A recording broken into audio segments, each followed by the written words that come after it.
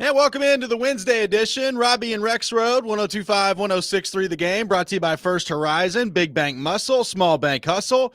Visit firsthorizon.com/get-it-all. We are live from our Busy Bee Plumbing, Heating, and Air Conditioning Game Nashville studios, home of the $99 yearly Beehive membership where the buzz is always about great service. Robby Stanley, Joe Rexrode, Ian Safar here with you on this Wednesday morning. Joe Rexrode, good morning. How we doing? What's going on? An immediate mute from Rexrode to start out of the gate today. An extended mute from Joe Rexrode to get started off today. Okay, so Zoom is just really annoying, man.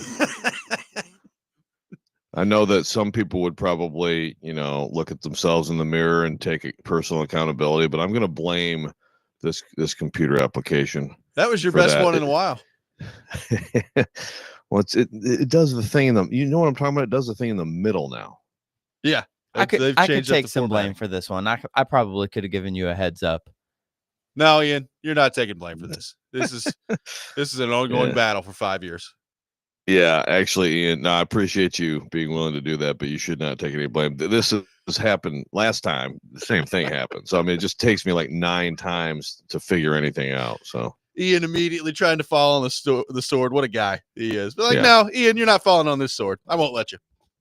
The audience knows I'm an idiot. It's fine. Ian, how we doing? What's going on? I'm doing great. How are you guys? Doing great, man. Got a lot to get into on the show today. Paul Kuharsky from paulkuharsky.com will be with us later in the program. We'll get into all things Tennessee Titans as we are 1 week and 1 day away from the NFL draft. So one thing we'll get to later this hour, which I'm excited to discuss with you, is, last night was confirmation that Cam Ward is more like Kyler Murray than maybe even I thought heading into this. So we'll get into that a little bit later in the program coming up later this hour.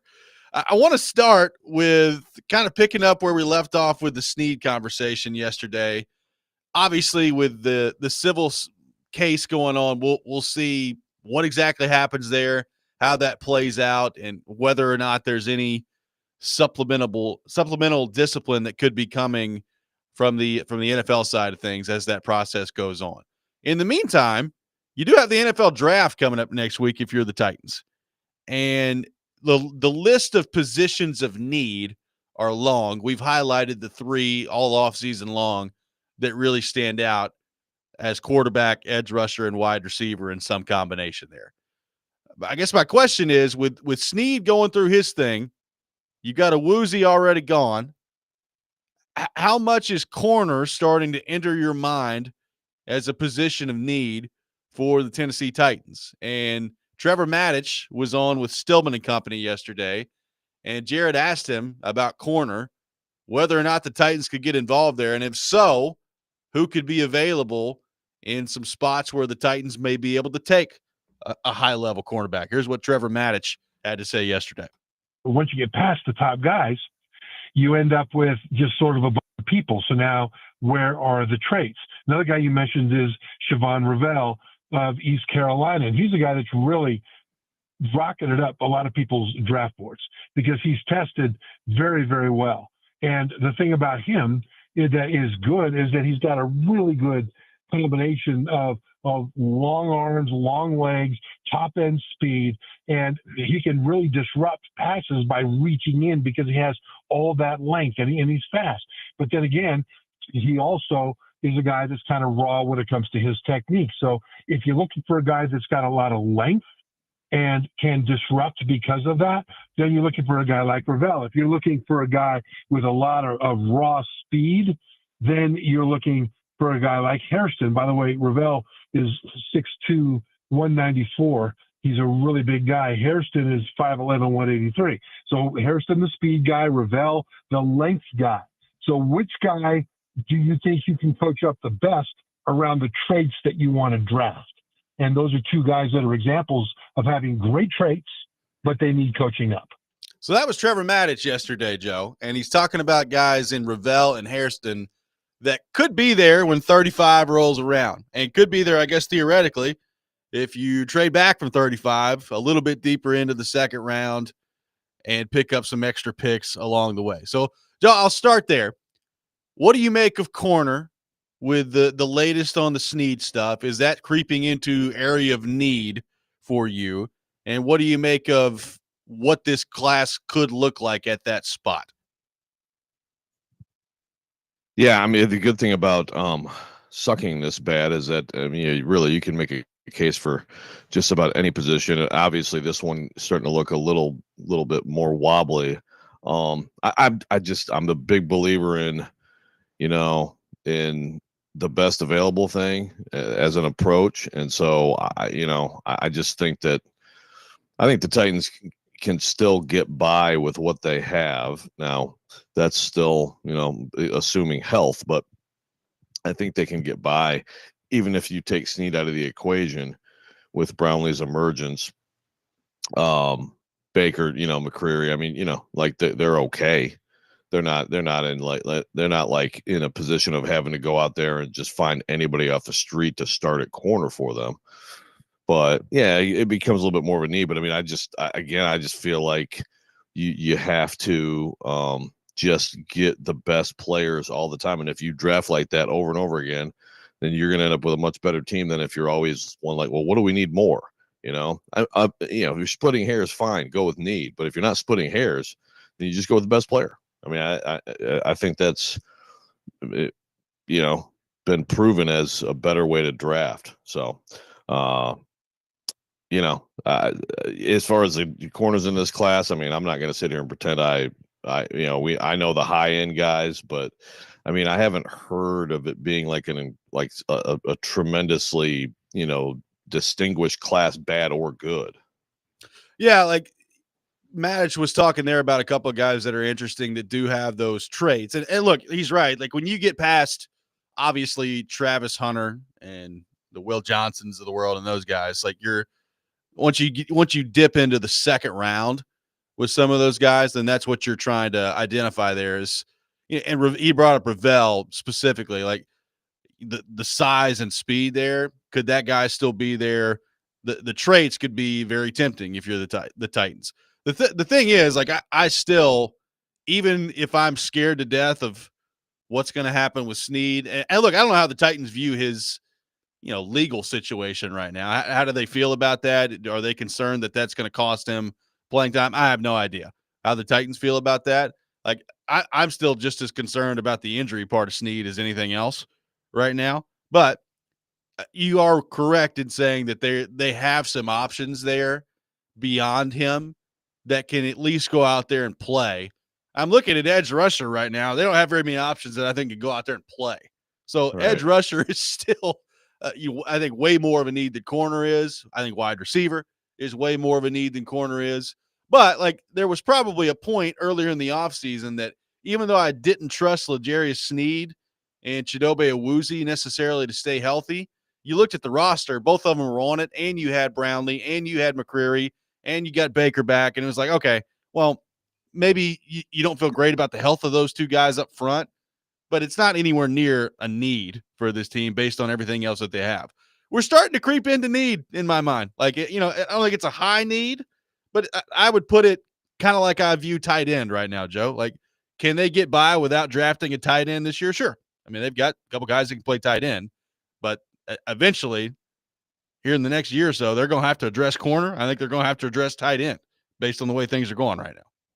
Yeah. But I think also with both those positions, you can find undrafted guys who can at least fill out your roster and give you some depth, And so, I mean, I'm sure at least at one of them, that's what the answer is going to have to be. Yeah. If somehow, I don't, again, I mean, this isn't going to happen because they're taking Cam Ward, but like if they were to trade out, whatever, the Saints go nuts or whatever, dream scenario you want to come up with, like, a guy like Will Johnson, I think he's tremendous. Yeah. I think Barron from Texas too. Like if you were mid first round and one of those guys was available, then I don't, if that is the best player on the board, I don't have a problem with it.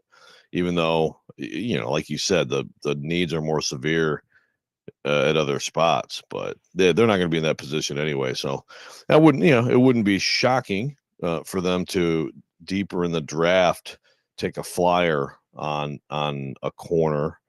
Matic talked about those two guys. There's Jacob Parrish from Kansas State is another guy. Darian Porter from Iowa State's another guy.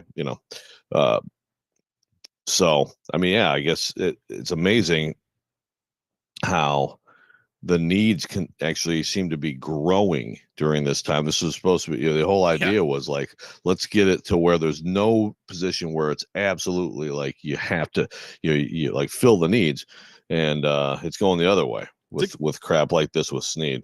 It's not what you want. 615-737-1025, our phone number. We are off and running today on Robby and Rexrode. Take your thoughts on the Titans at 615-737-1025. Recent developments in the NFL, the way things have gone the last couple of years at rookie quarterback. I'm very curious. How curious is that? How much is that going to affect how Titans fans view the success or failure of Cam Ward in year one? I got some thoughts on that. Want to get Joe's thoughts on that coming up next. Robby and Rexrode, 102.5, 106.3, The Game.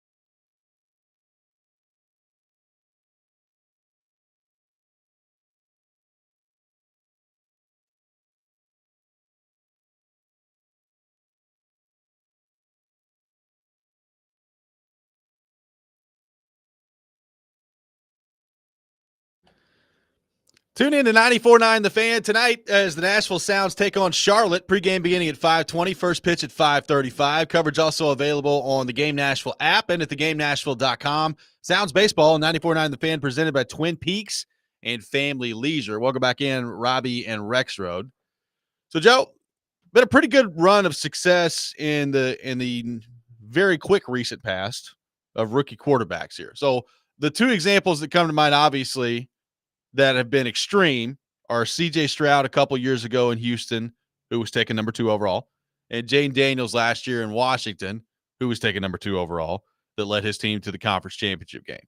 I would go even beyond that, Joe, specifically with last year's class, where I think of the first-round quarterbacks that we saw actually play last year, so that excludes J.J. McCarthy from this conversation, and we'll see what he looks like this year, I think. But Caleb Williams, while he probably did not live up to some of the crazy stuff that was being said about him heading into last year about, there's some Bears fans and some media out there that thought he was going to be in the conversation for MVP. Didn't quite get to that. But I do think, Joe, you walked away from Caleb Williams last year saying, all right, he showed some flashes that he could be pretty good, made some plays where he improvised out there. The arm talent's pretty evident. And you walk away at the end of the year feeling like he's got a chance to be pretty good. We know what Jaden Daniels did. Same thing with Drake May. Like, by the time the end of the year came around, you felt like he's got a chance to be pretty good. I think Atlanta's really high on what they saw from Michael Penix. And obviously Bo Nix, took the Broncos to the playoffs in his first year. So that's a pretty good run right now from rookie quarterbacks, at least in the very recent examples that have gone well. So I wonder how that influences how Titans fans and how NFL people at large view Cam Ward this year when he's drafted number 1 overall by the Titans. Like, how do you define what success is? Because I'm looking around at this, like Stroud, right? Stroud, I think the roster that he came into in Houston ended up being a lot better than maybe we thought heading into that year, and that's the way it played out. Washington was interesting last year because they signed all these guys to like 1-year deals. And they went on a parade of like signing people to 1-year deals, and it worked out last year. And he had Terry McLaurin there and all those things. So maybe the situations that for sure Stroud, I think you could argue Daniels and some of these other guys like Caleb Williams have gone into are better than what the current situation looks like for the Titans. And we've talked about how important situation is to these rookie quarterbacks, but it is, pretty good run of success that the rookie quarterbacks have been on the last couple of years here. So, Joe, with all that being said, how do you view this? How do you view what success looks like for a rookie quarterback? And do you think the perception of that has it all been warped by what we've seen the last couple of years with Stroud, Daniels, and the like? Ooh, look at the unmute. That's good. Deft.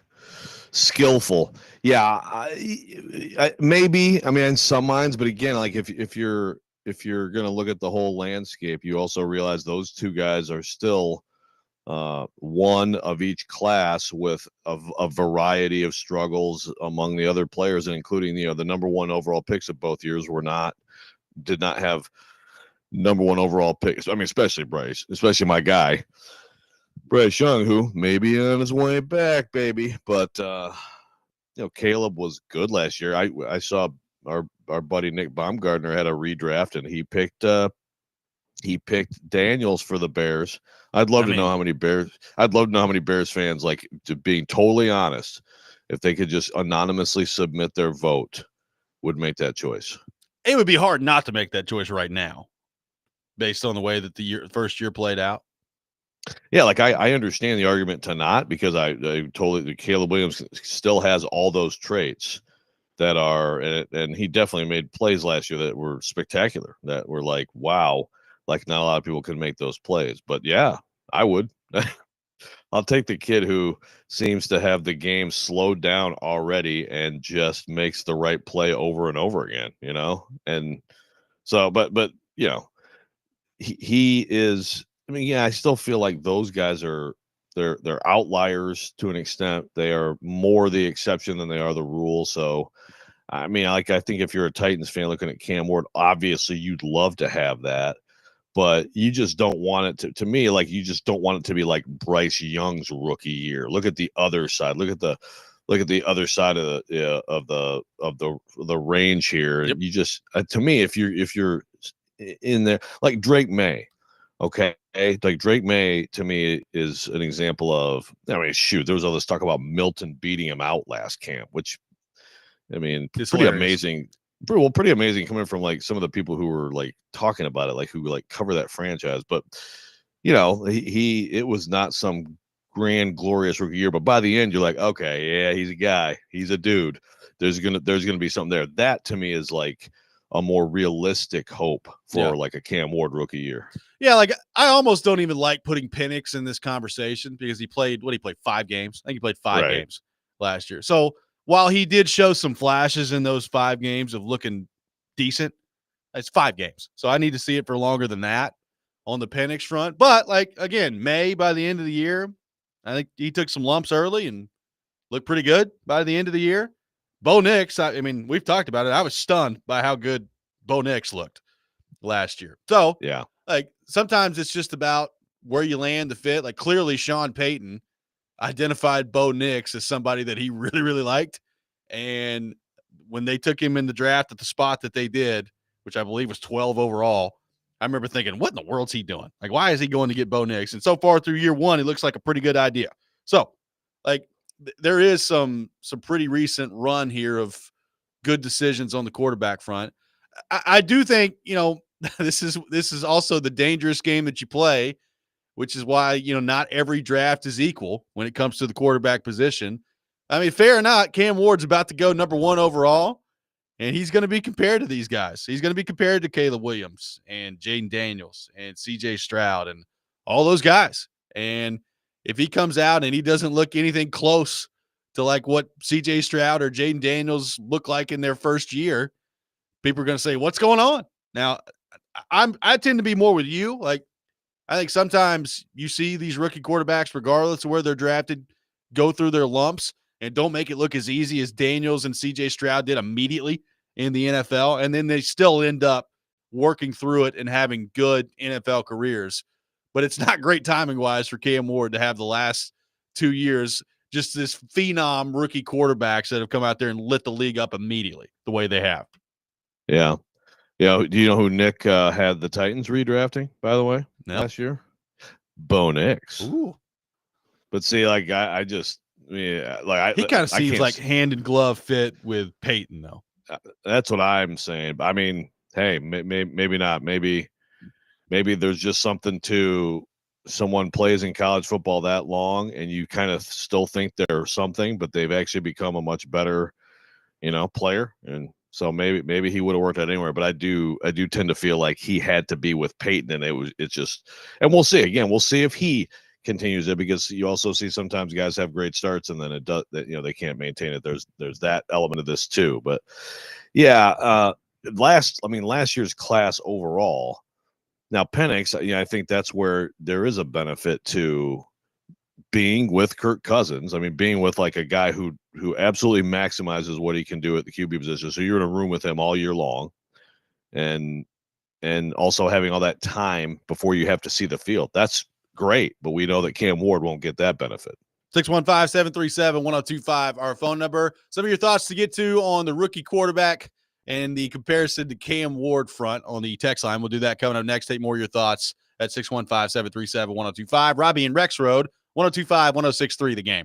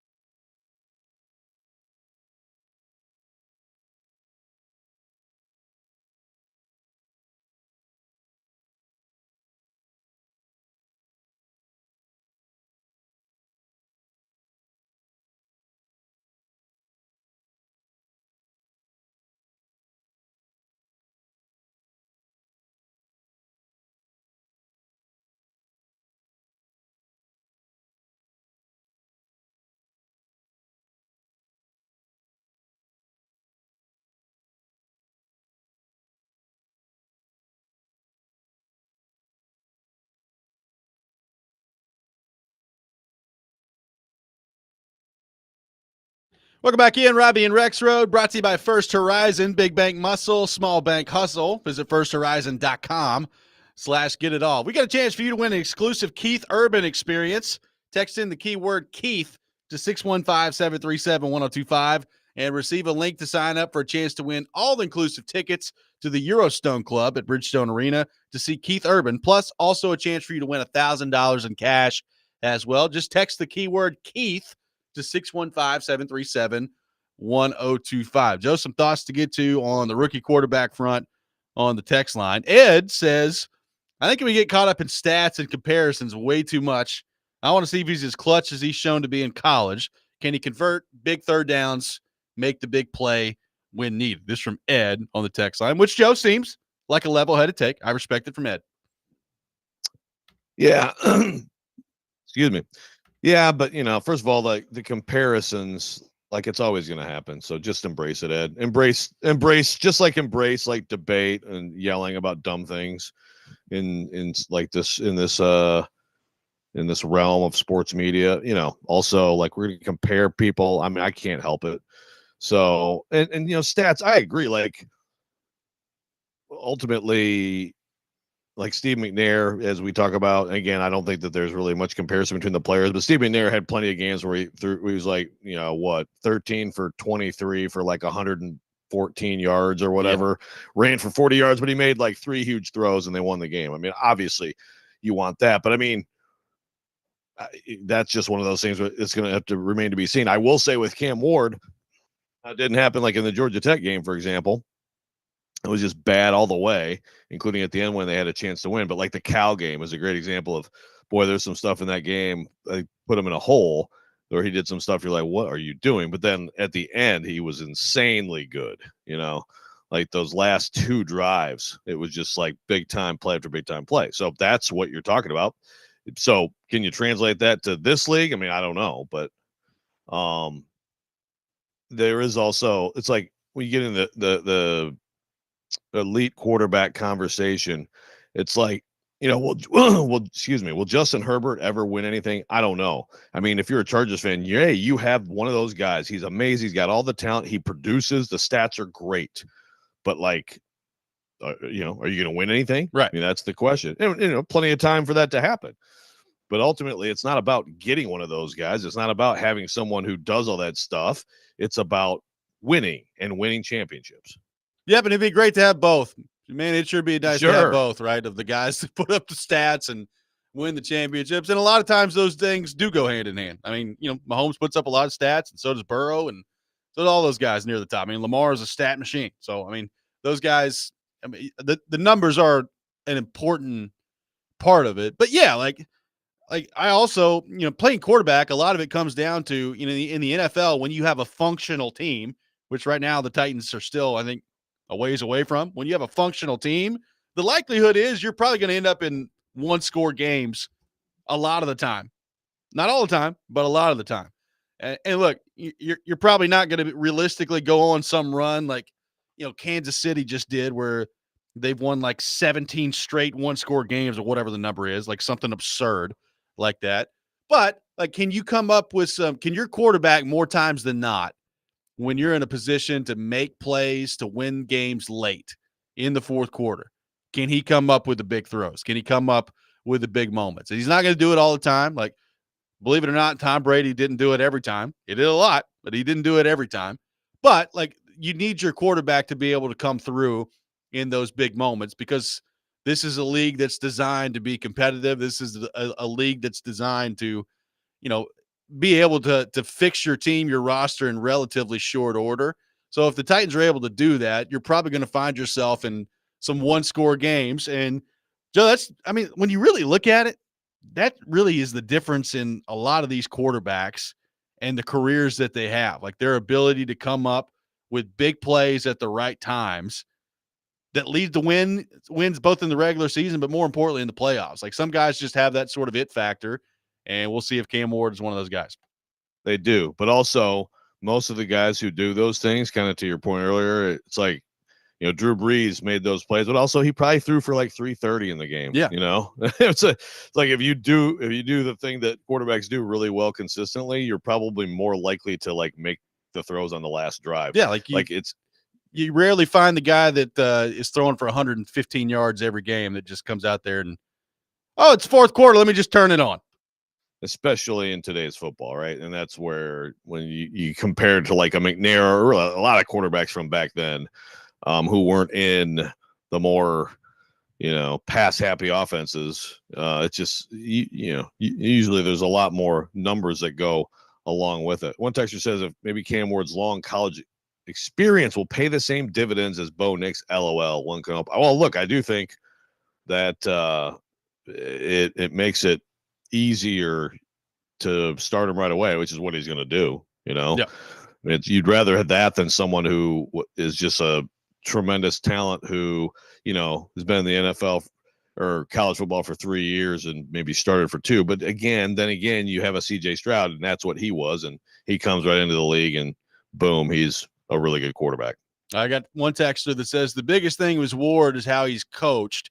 Bo Nix has Sean Payton, which I think we would all agree is a pretty large advantage there. I mean, look, Sean Payton, for all his faults, like he came in and he basically nuked the Russell Wilson situation in Denver there, which clearly, I mean, through year one of Nix worked, and that's his guy. So we'll see what that looks like again here in year 2, and if Bo Nix can follow it up. But look, I mean, we've seen enough from Sean Payton at this point to know that he's a really, really good football coach. Brian Callahan's still a big question. And the situation around Cam Ward, even beyond just the roster, which is a huge part of it, coaching is going to be a big part of it too. Like if you've got the right coach, that certainly goes a long way towards helping you. Hey, look, I don't know how much blame you could put on this, but we talk about Trevor Lawrence around here all the time, right? Like he has not come close to really living up to what he was supposed to be. And at some point, I think the excuse of what happened to him in his first year, you've got to get past that at some point if you're him. But the fact of the matter is he did have Urban Meyer as head coach in the first year, and it was about as dysfunctional as you could possibly imagine in the NFL. And that has to have had some sort of effect on him. Yes, it delayed things. But, I mean, at this point, you got to get past it for sure. Yeah, I don't still go back to that, I mean, basically, he was like everybody else, like, what's up with this freaking guy? Oh, my God. Dealt with it all year. And who's that on his lap? What's going on over there? I mean, the thing is, it was the very next year with Peterson that all of a sudden it was like, okay, so here you go. Now you see the difference. But, I mean, it's kind of leveled off pretty quickly from there. So, wait a minute, coach isn't on the plane? Where's he going? Coach, you get takeout for me from that bar you're going to? Yeah. So, do we blame coaching? I mean, Peterson has done good things with guys who have proven to be really not as great as we thought they were when he was coaching in Philly too. But I agree on Cam. I mean, coaching is a huge part of it. Yeah, like I'm not. Again, Trevor Lawrence at this point should have, if he's going to be the player that everybody thought he was going to be when he was drafted. Number one, I think we'd probably see it by now.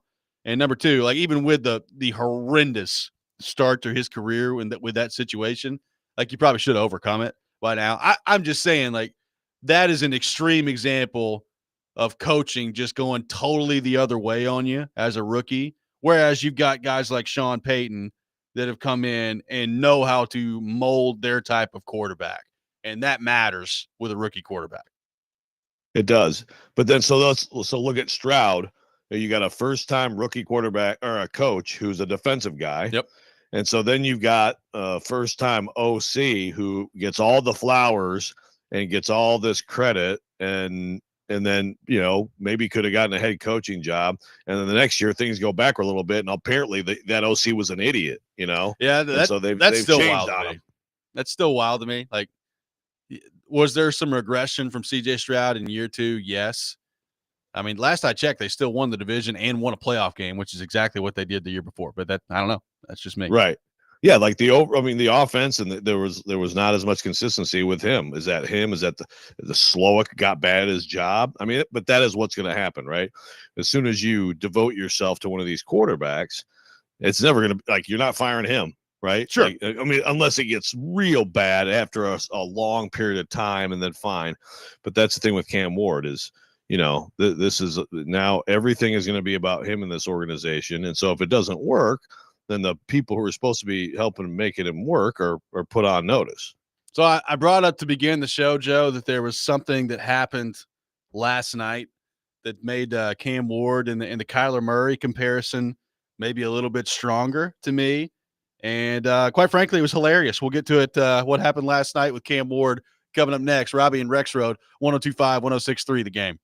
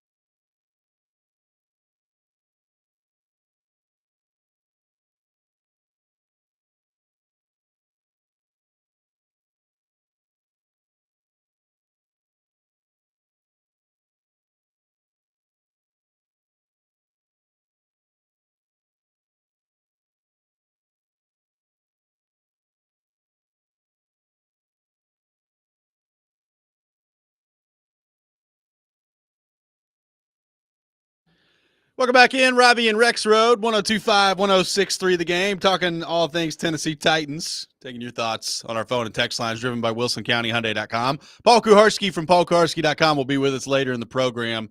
By the way, the transfer portal, spring portal, is open, so we're going to get into that coming up to begin the 7 o'clock hour as well. Very interesting times for Nico Iamaleava, so we'll get more into that coming up in the 7 o'clock hour. But, Joe, we brought up last week, the comparison that was out there in the Beast that Dane Brugler put out there of like Cam Ward being this taller, slower version of Kyler Murray. And the first thing that came to my mind when I saw that was, God, does he play a lot of video games? Like, is he going to be able to study film when he does that? Because if you missed it, like Kyler Murray apparently had some film study clauses in his contract when he got that deal from Arizona back a couple of years ago. So we've been joking about that ever since. But lo and behold, last night, Joe, there's Cam Ward live on a Fortnite stream playing video games. And he's being asked all these different questions about on the stream that he's on about, all these different, who's your top 4 NFL wide receivers, who's your top running backs, your favorite coaches, all those things. And I'll play, let's play one clip here of what Cam Ward had to say last night on Fortnite as it relates to his favorite running backs in the NFL. My top 4 running backs in the league right now, I would say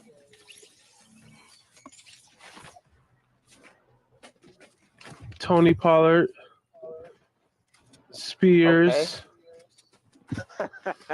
Tony Pollard and Spears, his top 2 favorite backs in the league right now, Joe. And you'll be interested to know. So here's kind of a summation of his Fortnite escapades last night, which I believe he's since deleted the link to the stream, but Titans fans and other NFL people have found it anyway, so it's too late. Tony Pollard and Tajay Spears are both his 2 favorite running backs in the NFL. Calvin Ridley, number 1 receiver. Treylon Burks made it into the top 4 of his favorite receivers in the NFL, to which he said, no capping. That's what it is. And as the coach, his favorite coaches to be around, Brian Callahan, surprisingly, was at number 1, Joe. And then he went basically down the draft board. He's like Stefanski at number 2. And then I think he got to Daboll at 3. And then he skipped to, I believe it was Pete Carroll with the Raiders. So basically just anybody who might take a quarterback in your top 5 was the way to go. But Brian Callahan, his favorite coach, Calvin Ridley, his favorite receiver, Tony Pollard, his favorite running back. To which Max Chadwick, who is an analyst for Pro Football Focus, said, in this stream, Cam Ward has said that Pollard and Spears are top 4 running backs in the NFL. Ridley and Burks are top 4 wide receivers in the NFL. If there's any doubt about the number 1 pick next week, which there's not, this puts it to bed right now. LMAO. Good stuff from Cam Ward on Fortnite last night. I mean, I hope so for his sake, like what if the Titans don't take him now as much as he has now embraced them? And what if he's right? Like, what if Spears and Burks are like amazing this season? What's the Titans ceiling if all of a sudden Treylon Burks becomes a star receiver in the NFL? What do you think? Pretty high. Could be. I'm really looking forward to that happening. First round pick, man. First round pick. He's a first round pick. A lot of talent. Big, speedy. Trevor says that pause. He had to Google who the Titans running backs were. Yeah, I know. That's what I thought too. Like, wait a minute. Who are these running backs? Where am I going? Like Spears. I don't know his first name, but Spears, I guess. I'm trying to think who is my guy. The other guy still on the roster. You know who I'm talking about. The next guy. I don't know who you're talking about. Oh my! The Titans running back, Julius Chestnut. Thank you. Oh, okay. I did not know that you were like some big Julius Chestnut guy. So there you go. Well, I mean, we as a show, I thought we, basically like Julius Chestnut. He's fine. It's a good story, great name.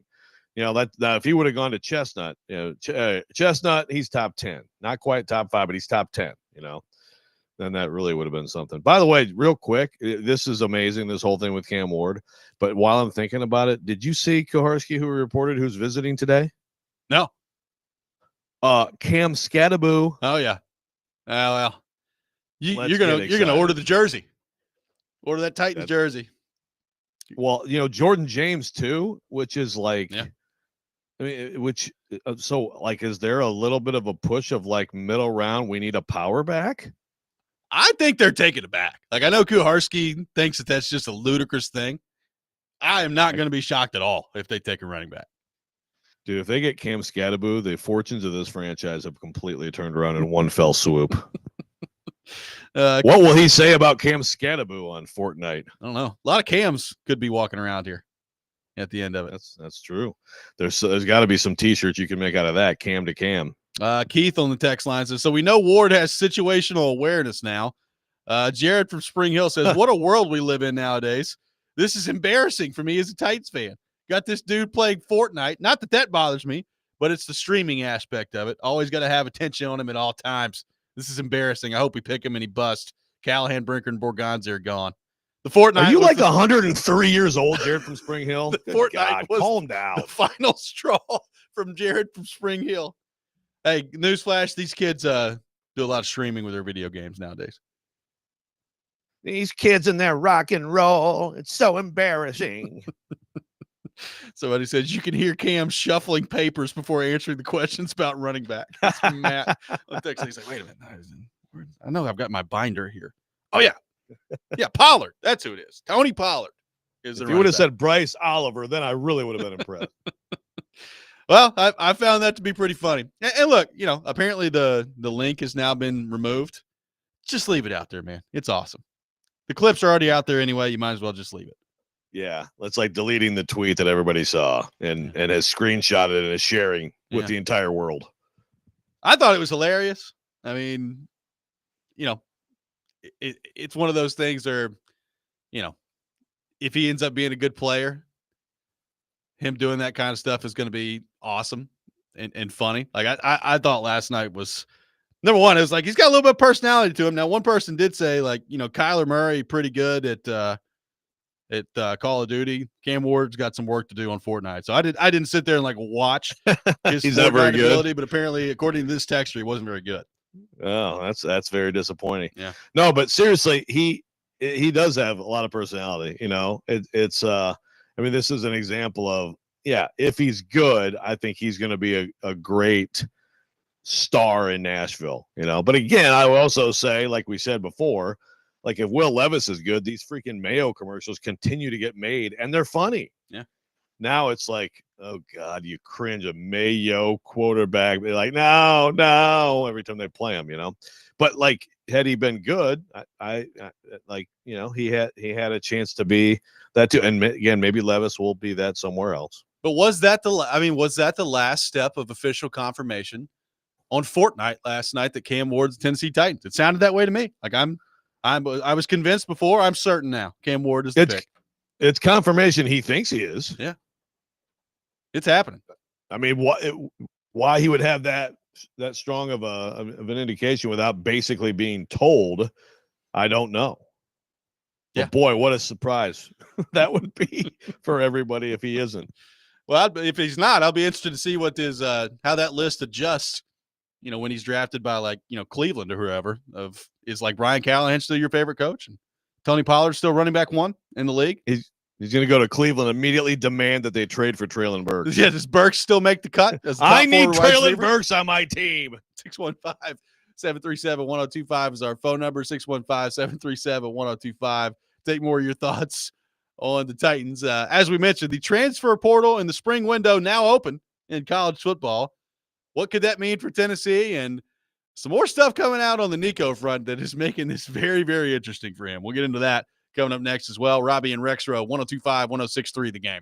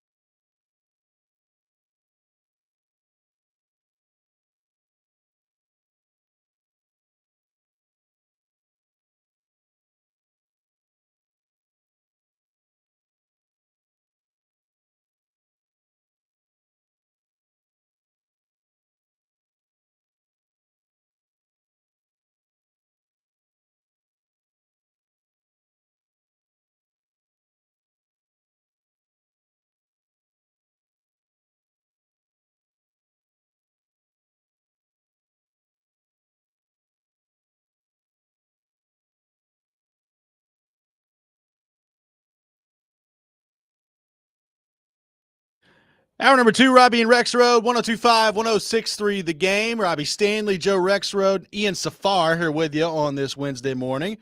Robby and Rexrode brought to you by First Horizon, Big Bank Muscle, Small Bank Hustle. Visit firsthorizon.com/get it all. Paul Kuharsky from paulkuharsky.com will be with us a little bit later in the program. We'll get into all things Tennessee Titans with him. Joe Ed on YouTube wondering if Cam Ward was playing against you in Fortnite last night. You're a big Fortnite guy, I know. So I don't know if you got in there last night or not. I think I'm the only member of my family who hasn't played Fortnite. I know that has been big at various times in my household. I've never played it, unfortunately. But Jake in Greenbrier says that apparently you can dress your character up in a custom NFL jersey. So a bunch of people were wearing #1 Titan jerseys and killing Cam's character. He said the whole stream was gold. So it sounds fun. But unless you're Jared from Spring Hill and streaming is bad. Yeah. Got to get over that. Mark from Ashland City says, I love the whole thing. Hope he ends up being great because they're probably taking him. But also, I want players on my team willing to really embrace it. That's one of the reasons we all love Derrick Henry so much. He was incredible, but he really loved being here, and we could tell. So it looks like Cam Ward winning over some fans right now with the Fortnite stream last night, Joe. Good to see. Good to see. The funny thing about that is in the early stages of Derrick Henry's career, I'm not sure he did love being here. That's true. Just to be honest with you, obviously just his role and all that stuff. But eventually, yes, he became Batman. So the spring transfer portal now open as of today, Joe, in college football. So we'll see what the movement looks like around college football.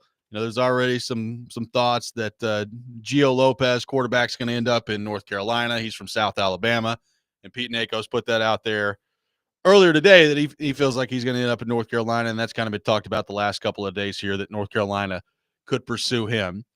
An interesting report yesterday, Joe, on the Nico Iamaleava front. So Nakos of On 3, who has just been wearing it out on this coverage right now, put it out there yesterday that apparently multiple schools are waiting to see if the asking price for the NIL money that Iamaleava and his camp have will drop. And I don't know that part of it is necessarily a surprise, Joe, because, reportedly he was asking for around $4 million at Tennessee. And I always thought that was pretty crazy, and he's probably not going to get that. And then I saw what Nako said that they're hoping it drops to, and I was like, oh, my goodness.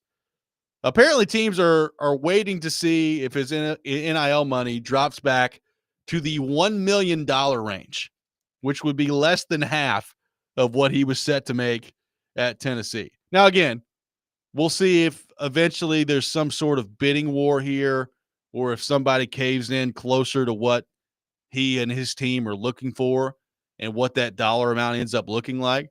But, Joe, I saw that yesterday, and I was like, man, if he leaves Tennessee, ends up somewhere that's not as good as Tennessee, and makes less than half of the money he was making at Tennessee, what an incredibly, incredibly stupid decision that he has been walked into here. I saw that yesterday. I was like, man, can you imagine if he ends up making $1 million? No, just an amazing bag fumble, and again, beyond the money, like also then is it a good offense for you? Do you succeed? Does it help you at all?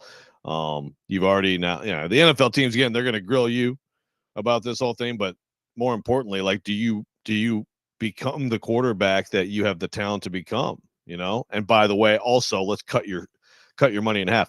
I mean, look, making $1 million to play quarterback in college football doesn't sound all that bad, right? But still, I mean, that's when you're talking about trying to get 4 and now you get it chopped in half and you have total uncertainty. It's brutal. Now, Stuart Mandel did a smart thing here, which is basically go through all the non-SEC power conference schools at quarterback and try to break down, like, first of all, like, who could be interested, and then you can do process of elimination. Like some of those teams that could have been would have been USC, Texas Tech, UNC. We know that they are not. Those schools are not. Right. So you get down to, you got 4 schools that Stewart has here at the end that could fit the bill. And what you need, if you're Nico, you need 2 of them to want him and get into a bidding war. That would be Syracuse. UCLA is definitely interested. Oklahoma State and UCF. So in Syracuse and UCF, there'd be some offensive continuity with that. But those are the four. Can you imagine if he goes to would Syracuse? Make any sense? Do you know who Tennessee opens the season with? Oh my gosh, that's Syracuse. Right. Oh, please let it be. Please let it be. I mean, that's a small list, and again, if you're them, you got to hope that more than one of them. I mean, like, look, if I'm one of these teams, if I'm Oklahoma State, if I'm Gundy, I don't know what they have going on at quarterback, but that's probably not good that I don't know, Yeah. Like that's one of those, and that's a team that they do have some money, and that might make sense for him.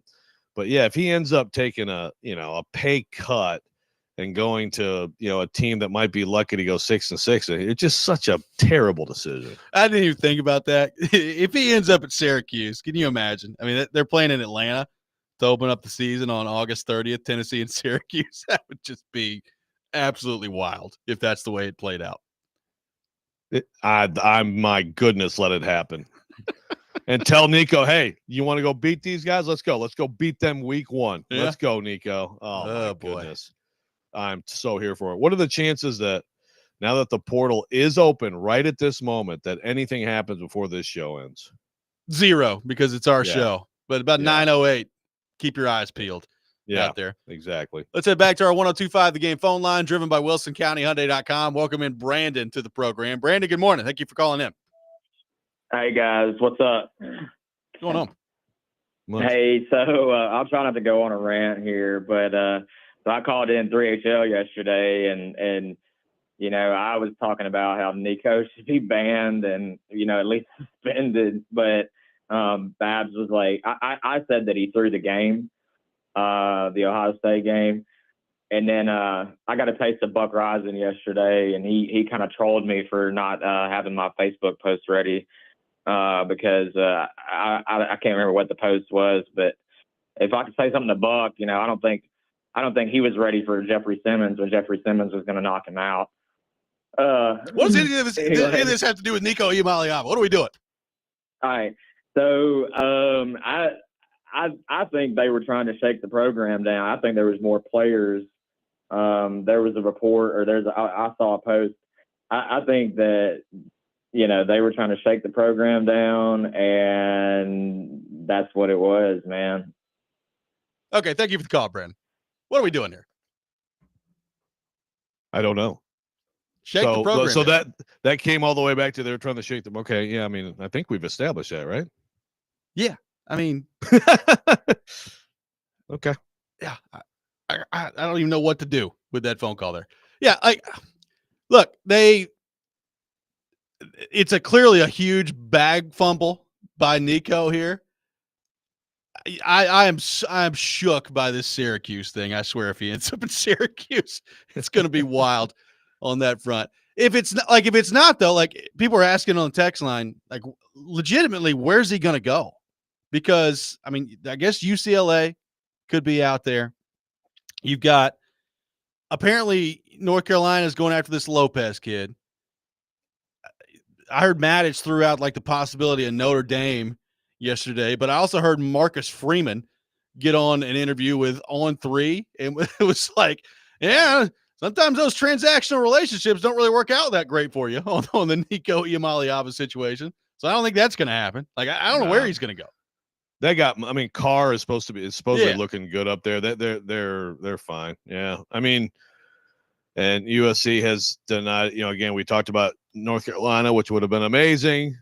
But apparently that's not happening. So no, I mean, obviously the UCLA thing. Yeah. And like Gover and others are saying on the text line, it's like, think about that. You cut your salary in half, and then also you have the state income tax. So there's that difference between California and Tennessee. So you're talking about a huge reduction.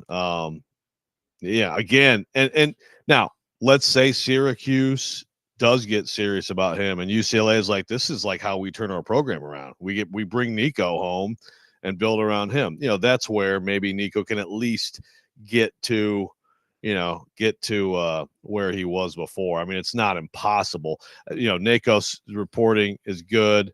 Yeah, we had some stuff but these are people who weren't necessarily trying to get him, but they thought he could even maybe get it above 2 a little bit. Yeah. But it's very doubtful he's going to get where he wanted to get. And again, there's the money, and then there's the big picture of your career that you have probably hurt here. Well, I would love to know, like, beyond the money part of it, which he's clearly not going to get what he wanted.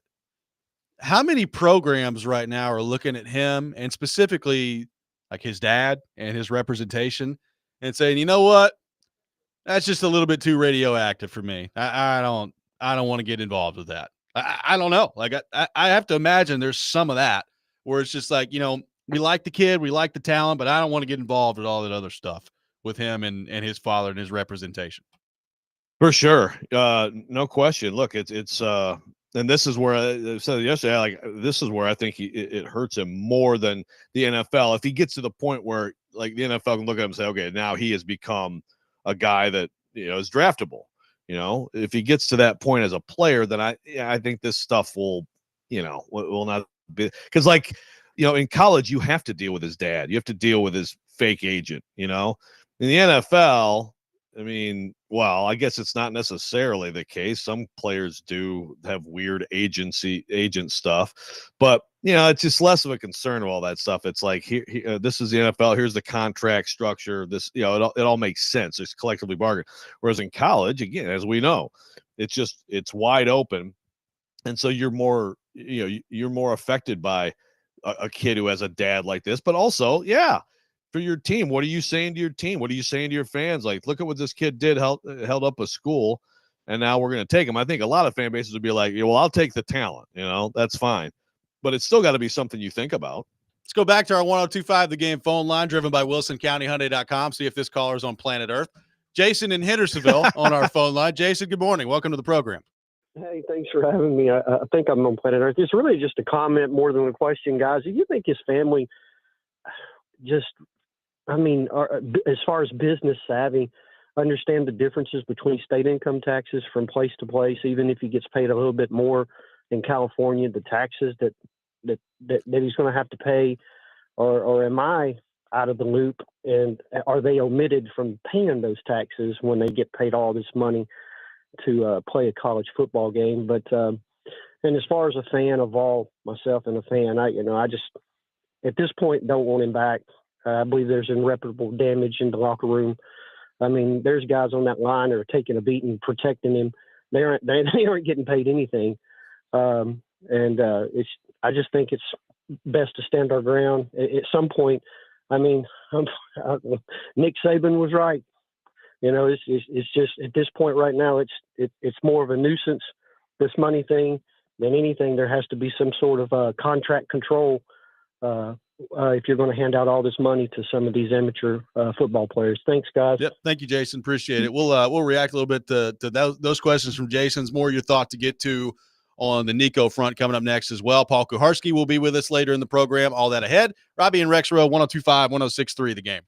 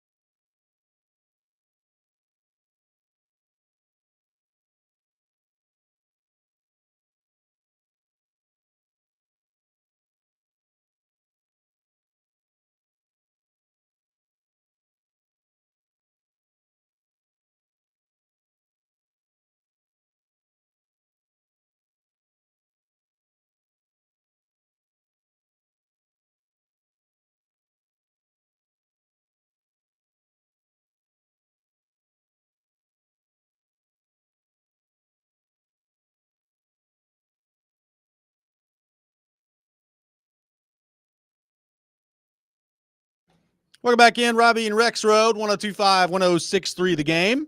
Taking your thoughts on the transfer portal, Nico Iamaleava on our text line, driven by WilsonCountyHyundai.com. Real quickly to get to the last caller's question there. Joe, I think I would hope they understand the difference between taxes between like California and Tennessee, but just in general, like I think one of the big problems of why he's in this mess to begin with is he does not have proper representation and does not have people that are qualified to be quote unquote agents doing this job, which is part of how you end up in this spot to begin with if you're Nico. Well, yeah, and another part of that question is they didn't want to leave. I mean, they just wanted a raise, you know? I mean, I at least I believe that. They just were holding Tennessee up for more money. Again, I think one of the things people have pointed to is like Carson Beck, you know, goes to Miami, gets this huge bump. He's got, I know he's making more than 3, and based on a pretty underwhelming season for him, right? So you look around, and obviously this is true in any job. Like if you're willing to move, typically you're going to give yourself pay bumps. But also, if you have someone who wants to hire you away from a job, then you can leverage that and get the pay bump and stay where you are, which was the whole idea. But they screwed it up. So back to our 102.5 The Game phone line. Welcome in James to the program. James, good morning. Thank you for calling in. Hey, good morning. Thanks for taking my call. Okay, so I know they're saying now people are claiming, we might go $1 million, no more than that. But what's to say by like week 6, 7, he doesn't turn around and demand more money? Next point, I guess, would be, Lanning's camp called Heupel's camp. So obviously the coaches are, sort of talking to each other. Do you think that, and I know it's not on the same level, but do you think Nico becomes a martyr like a Kaepernick or a Trevor Bauer, where the coaches are like, you know what? Here's our chance to draw a line in the sand and say, don't pull this crap, or, there's going to be consequences, as in, we don't want to deal with you. No one's going to deal with him. I'm just curious if you think there's some sort of that in play. Thanks for taking my call. Yep. Thank you, James. Appreciate it. I would say the talent eventually is going to win out. Like he's going to land somewhere, whether it's UCLA, wherever. It's going to be somewhere. He's too talented for somebody, I think, to just leave out there. But, having said that, Joe, like clearly he and his camp have severely overestimated what somebody is willing to pay them. At least I think so. We'll wait and see what the numbers actually ends up looking like. But the reporting around this, we'll see. But the reporting around this right now suggests that they have severely overestimated what teams and programs could be willing to pay them at this point. So, he's going to be a starter. Like he's going to be the quarterback somewhere next year and is going to be playing. I don't think that he's just going to be like shunned from the sport or anything. But clearly, like coaches have taken a pretty strong stance on this around the country over the last couple of days. Right. I mean, you're not going to have collusion. That's what you're really talking about there. And I think with Lanning, I think some of it is coaches with relationships with each other or not. I don't know like Heupel and Lanning's history or whatever, but it's kind of like if you think this coach is a good guy, man, I'm going to do him a solid and let him know what's going on. I don't think that's going to be across the board. These guys are trying to beat each other. They're trying to get better players at the expense of each other. They're trying to steal each other's players, so like you're not going to have any sort of sport-wide thing, man. The stakes are way too high. It's way too hard to win. And I agree, he'll land somewhere. It's just a matter of where and what are the terms. Like Robert Nashville says, who wants to be the team to set the precedent of rewarding this type of behavior? And I was like, so signing a quarterback who's out there, who could be the best quarterback in your team, is rewarding the behavior. And he says, you reward that behavior with more money after reneging on the deal. You can expect 80 guys in line to do the same. Again, look, this happens, but you don't do it. You have the conversation and then you figure out what it takes to retain a player. And sometimes they leave, like, we're not paying you that much. And that happened. Those conversations happen at all these rosters, all these coaches, GMs, collectives, they all happen. Okay. It's just, this was stupid. Like people, I think people think that like Nico's like, some people think he's way out of bounds and like again, it's like the selfish thing and trying to get more money. Everybody tries to do that, but you do it at the proper time. You come to an agreement. Nobody talks about it, and you move forward.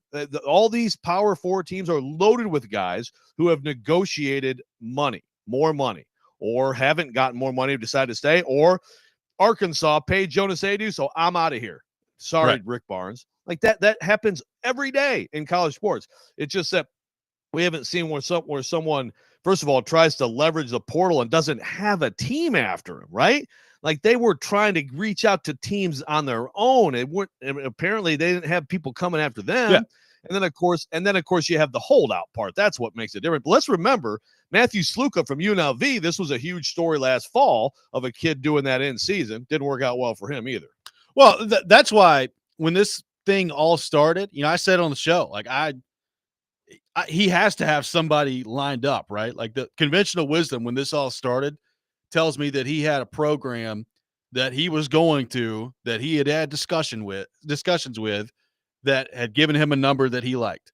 And it doesn't look like that's the case, which I think just goes to highlight how stupid this decision was. Like you're trying to hold Tennessee hostage and get them to pay you more money without having any leverage whatsoever. Like that's, I couldn't allow myself to believe that somebody could handle that poorly, which is why I thought he had to have had a spot, but clearly he doesn't. Yeah, like me too. I was like, well, there's got to be somebody after. There has to be. And then it's like, no, actually, they were calling schools, and then the schools told Heupel. I mean, it's just it's terrible. And again, it's Team Nico. I mean, I think his dad and if I'm Arkansas, I'm not too excited either about having to deal with this dude. With Nick Iamaleava. See, now you nailed the name right. Yeah, thank you. And it's just incredibly stupid. That's what it is. This is beyond anything else. It's just a terrible misread of the situation and an overplay of a hand you didn't have. I got one texter that says this Nico stuff has provided me great real world examples when discussing economics with my classes. Supply and demand, never been so relevant. Then in government and civics, you can use it as a lesson in precedence. Might have to play a clip from this show today. Great stuff, fellas. That's what we're here to do. We educate the people of America. That's what we do. Good. Yeah, I'm glad I didn't say anything inappropriate during the segment, too. Yeah. You can use it in the class. I am, too. 615-737-1025, our phone number. A couple more of your thoughts to get to on the Nico front. We'll get into that. Paul Kuharsky will be with us coming up as well. We'll get into all things Tennessee Titans with him. All that ahead. Robby and Rexrode, 1025-1063, The Game.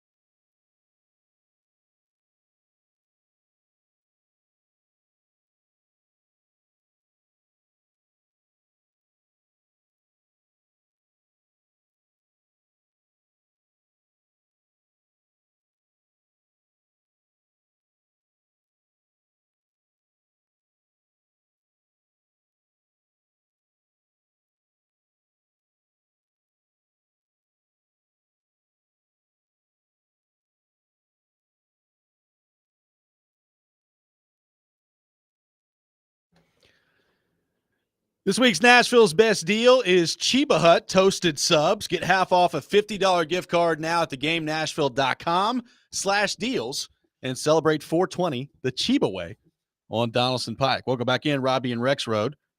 Brought to you by First Horizon, big bank muscle, small bank hustle. Visit firsthorizon.com/get-it-all. Joe, some breaking news on the Nico Iamaleava front.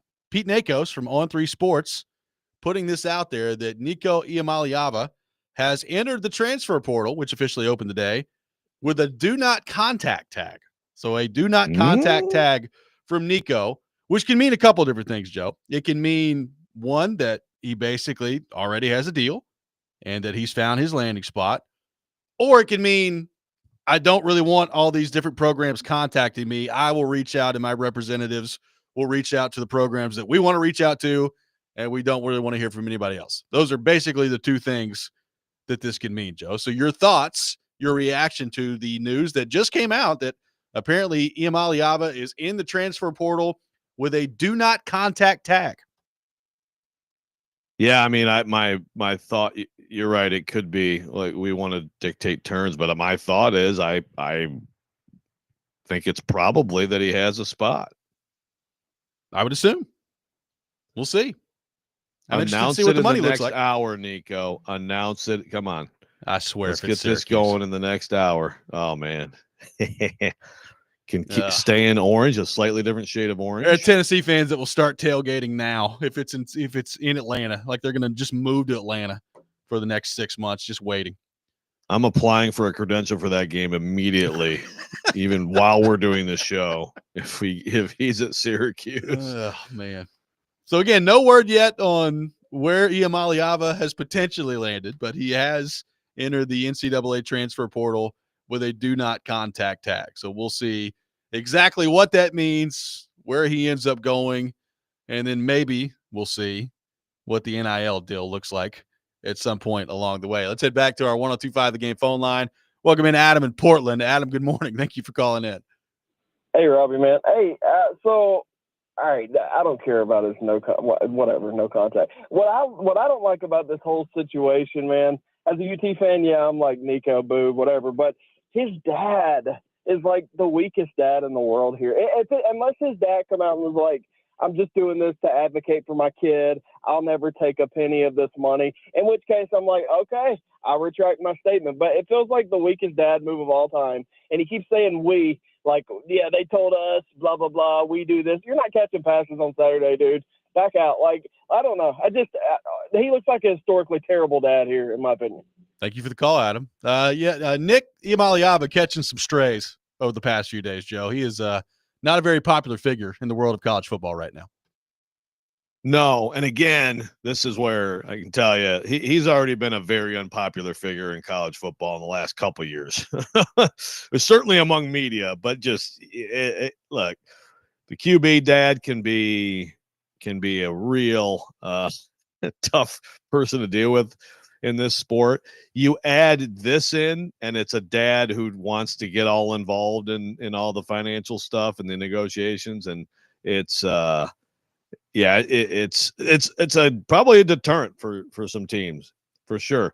You know, I heard Trevor Maddich actually talking to Silly yesterday about, I think Silly asked him if he would take him, and he said if I could talk to the kid and have some assurance that I'm going to be able to coach you, we have our thing separate from your dad. Now, of course, Stilly probably just didn't try not to listen to that. Like, no, it's the kid.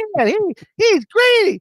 I get dopamine when I say that this kid's a loser and a jerk. But it's obvious that this is bad representation and bad advice from dad, at the very least. Yeah. Well, who knows? Like, yeah, he's got the do not contact tag. Maybe he's found the deal and a nice NIL contract that he is happy with. We'll see what that looks like. But I'm very interested to see where he goes and when we find out where he goes at this point. So we'll keep you updated on that front. By the way, Tennessee looking for a quarterback too. So as more information comes out with the portal officially opening today, we'll have more of your thoughts on that and keep you updated on the latest on the Tennessee front as well. But Nico Iamaleava entering the transfer portal with a do not contact tag. You know, people keep throwing UCLA out there. I mean, it makes sense. He's from that area. You know, obviously, what his brother committed there at one point? Madden was committed there, and then he went to Arkansas. So, like, there's a lot there that makes sense on the UCLA front. They need a quarterback. They need a lot of things. But we'll see if that's where it is or if it's another spot along the way. But the text line, Joe, UCLA, the favorite for Nico Iamaleava. We'll see. Yeah, they're buns. So you can go there, you can go back home, and I could see them being like talking themselves into like, look, to turn this around, you know, we need to pay this kid, but boy, they're bad. Yes, they are. We welcome in Paul Kuharsky from paulkuharsky.com to the program, who now joins us here on the show. PK will be with us for the remainder of the show. So we'll take your Titans questions for him at 615-737-1025.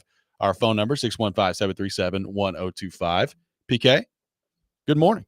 How are you doing? Good morning, gentlemen. I am well. I enjoyed your commentary about this idiocy, and I want to know, Joe, Nico, worthy of the 11th spot in the draft yet? Like Hooker or not? Not quite yet. Not quite yet. You know, he's got to work a little bit harder to be as good as Hendon Hooker. Well, I know that you probably won't be as up on him now that he's not a Vol, so probably a more realistic interpretation of his skills after he does whatever he does, wherever he does it. VFL stick together, Paul. Okay. So if he's not going to be a VFL, I mean, that's like a big red spot on his resume. You know, Rexrode himself, not a VFL. Well, he was to point out. He was, you know, Rexrode for the last couple of years has been able to say his name beautifully. Iamaleava. It's just rolled off the tongue. And then he left in the last 3 days. Now he's been fine today, but the last 2 days struggle. Like he couldn't say it. It's like he just really excommunicated him from his vocabulary after he left his team. I did not want to make an excuse for myself. I did a pod. I postponed from Thursday to Friday last week, and after my pup passed away. Yes, and very sorry about that. Thank you. And when I got to the Friday pod, I was hitting some of the pass rushers in this draft, some of whom have difficult names that I thought I had mastered, and I mean, I couldn't even pretend to fight through some of the names. I just kind of threw up my hands and said, not my day today. Yeah. Prince you. Clearly. Prince you, baby. Yeah. The Boston College kid clearly was not ready to return. And my audience, I think, was somewhat sympathetic, but it was awful.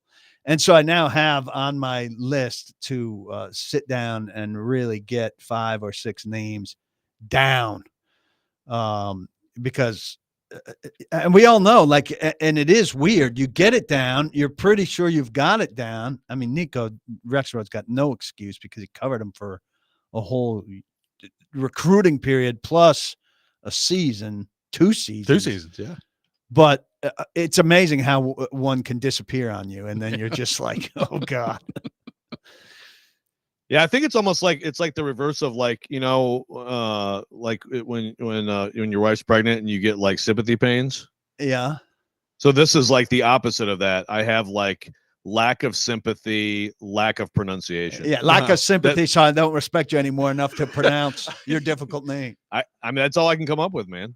Good stuff. I'll buy it. I like it. Get out of here, Nico. Get out of here. I mean, it really is. It's just such a setback for the movement. I mean, I don't like to hear how much of this has gone on behind the scenes, but like if a good guy's doing it and it comes out public, you want the players to have the leverage and to get the money. And here's a guy not smart enough to understand the market who's blowing it for his side of the thing and giving back power to the schools. It's bad. It's pretty wild. We'll have the Rex Rant with Joe Rexrode coming up next. PK with us for the rest of the program, talking all things Tennessee Titans. You're listening to Robby and Rexrode, 102.5, 106.3 The Game.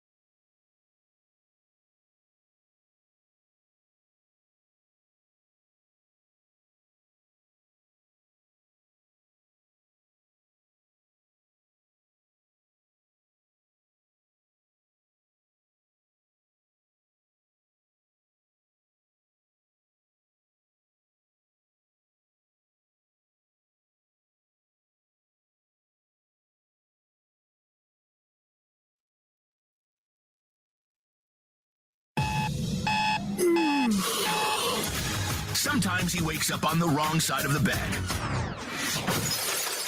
And sometimes he's just, well, Joe. Awkward moment. Let's do it. This is the Rex Rant, now on Robby and Rexrode. You saw the 11,000 calorie lunch I had yesterday on my way out of town. Good God. I mean, I was in serious pain last night, but my God, that beef rib, holy cow.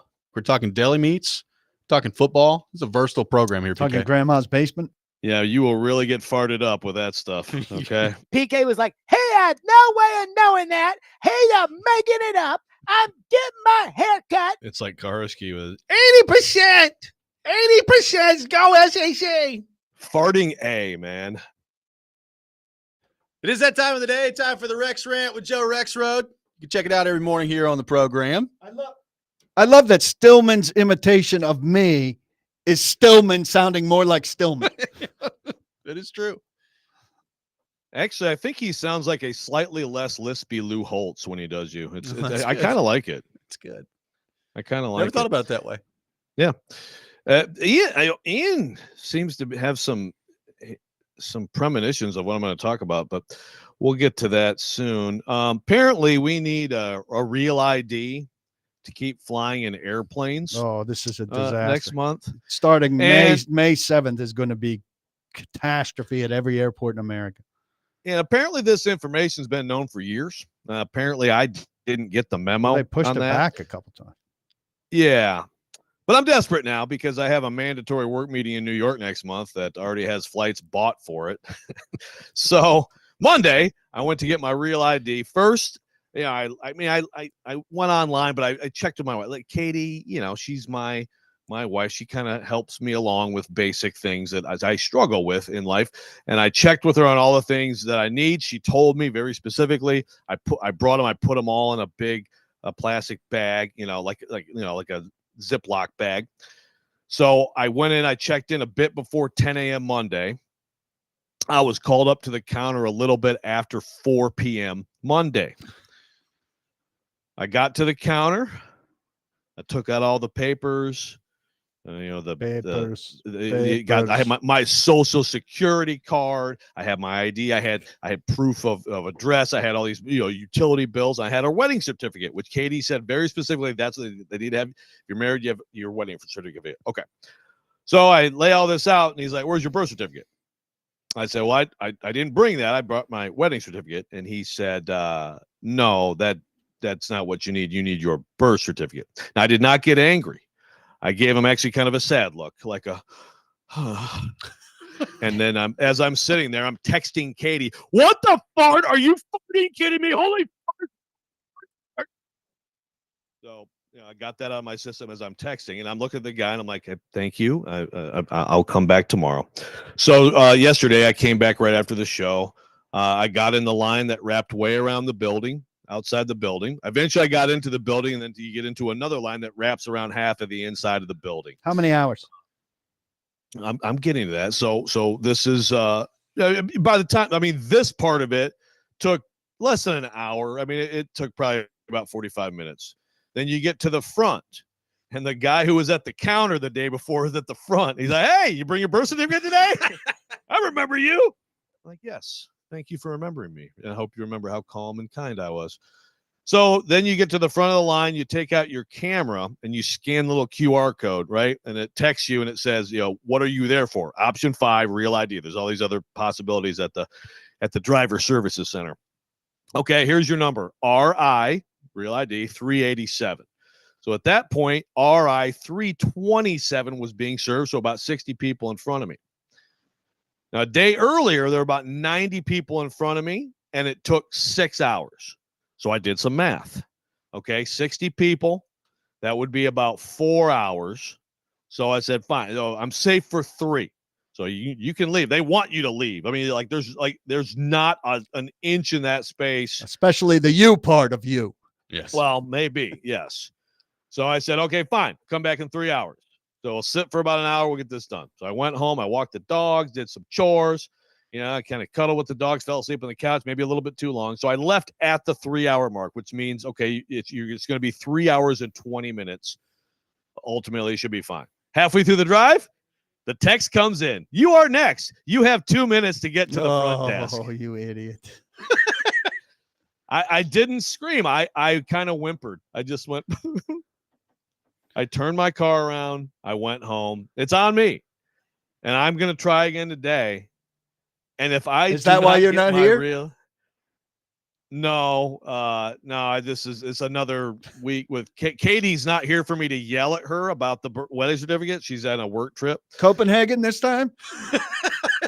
That'd be awesome. I'd probably get a sweet t-shirt out of that.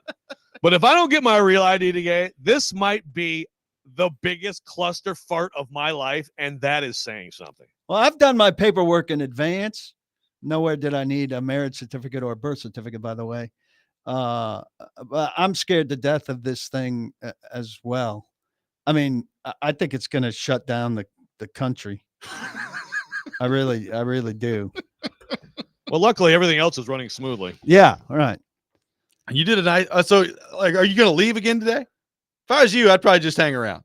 You bring your laptop, bring a snack. No, just go for bring 2 hours. But like, there's like you don't can't, be cocky with cutting it close. Don't be cocky. There's no seats. I'm telling you, there will be no seats. Go so to the car. Stand against. Well, no, that's what I. And that's why I had to. I was. When I was like angry texting Stilly the other day about all his dumb Nico takes, I was in the car in the parking lot. I'm like, well, let's hear what Stilly has to say about Nico. Oh, God, it's worse than I imagined. It's going to be a nice day today. Get you a nice blanket outside the driver's service. And did everybody catch the subtext that Joe was throwing at me there?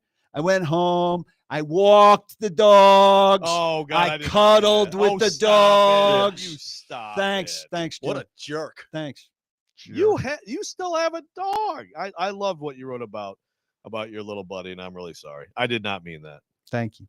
Never speak of dogs again. Ever. Yeah. That's all right. So to comfort me. PK, I want to know from you, percentage chance that Rexrode gets his real ID today. I'm thinking 0.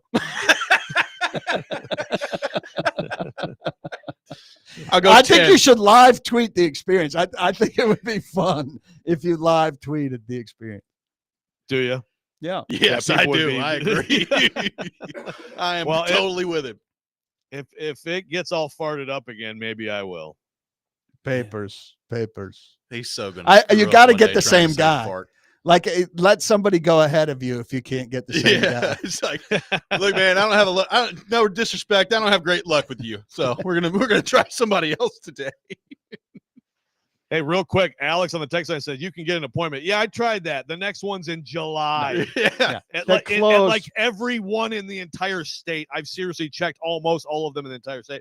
And you can fly with a passport. Of course, my passport has expired now. You can't even get an appointment for a kid to get stuff. his driver's license in this state. It's wild. It's unbelievable.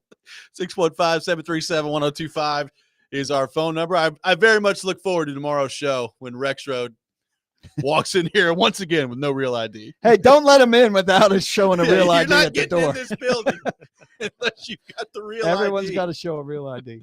PK with us for the rest of the show. We got a lot of things on the Titans front to get into with him. We'll take your questions for him as well. 615-737-1025. Robby and Rexrode, 1025-1063, the game.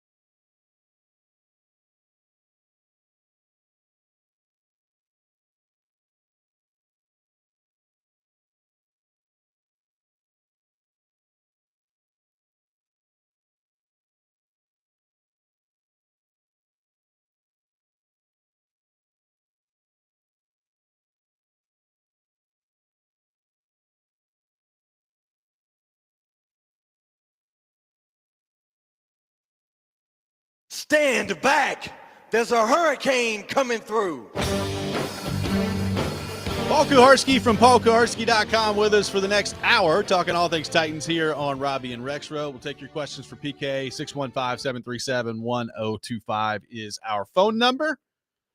So PK, L'Jarius Sneed continuing to make headlines for the Titans for not the right reasons. At first, it was the injury, and he couldn't get on the field, and now we have a legal situation going on with L'Jarius Sneed, with a man from Texas accusing Sneed or his assistant of shooting at him at a car dealership in Texas in December of 2024. So let's just pick up from there. Your reaction when you heard about this, and as you've looked into this, what's your thoughts on this situation with L'Jarius Sneed and where things stand from the Titans' perspective on that front? It's a very fishy situation, obviously. They say, an arrest was made. Either he or his associate shot at this guy. There's a civil lawsuit. I looked in great detail for a police report. I did not make a phone call. There's no police report in the the online databases of the 3 counties this could be in, but in the Associated Press report. And so I'm thinking, but of what we know, it seems to me it would be very hard to suspend him based on what's known. But in the Associated Press report, it says the police report that they got is very, a lot was redacted. So I don't understand why things would be redacted from a regular police report that they did get their hands on. That leads to problems. I got sniffed that at the combine, they were unhappy with Sneed over stuff that was not football related. I tried to do some digging there locally and didn't really turn anything up. I don't know if that stuff is just this or if it's this plus other stuff. I certainly would be worried about his behavior, regardless of if it's just this or if it's more than this. So they're in a weird spot with him right now. There certainly is some degree of potential for a suspension. The league never tends to act fast on these things. We're in mid-April. They've known about it since at least February 20th when this lawsuit came to light. Right. But even that's a relatively fast turnaround for the Titans for the league to do something by September, first week of September. And so there's this air of mystery around L'Jarius Sneed. Now, I would bet on him being available opening day, but there's no guarantee there. And I think it would heighten. I already would have bet on them drafting a cornerback, but I think you can expect an incoming cornerback anyway. So, yeah, the point you bring up there about the redacted police report, that is very strange to me. Yeah. I can't, I've read a million police reports. The stuff I usually expect to get redacted is like when you use open records for universities, or you're FOIAing like Bill Belichick's emails with his girlfriend in North Carolina, and there'll be like the names of like if you FOIA stuff like from universities, like any of the athletes' names get redacted, all that stuff. That's like automatic. Police report, why?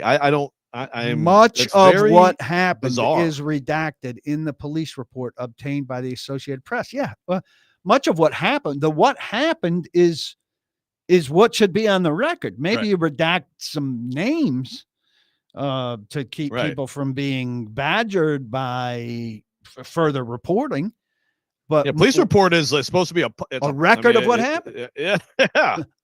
Such a weird situation. So do you know the financial aspect of this in terms of if he were to be punished, how would that affect his guarantees and things like that with the Titans. Yeah, they get off the hook for a lot if he gets suspended. By I think pretty much the standard language of an NFL contract. So I think that would work in their favor. Not that they're rooting for that sort of thing.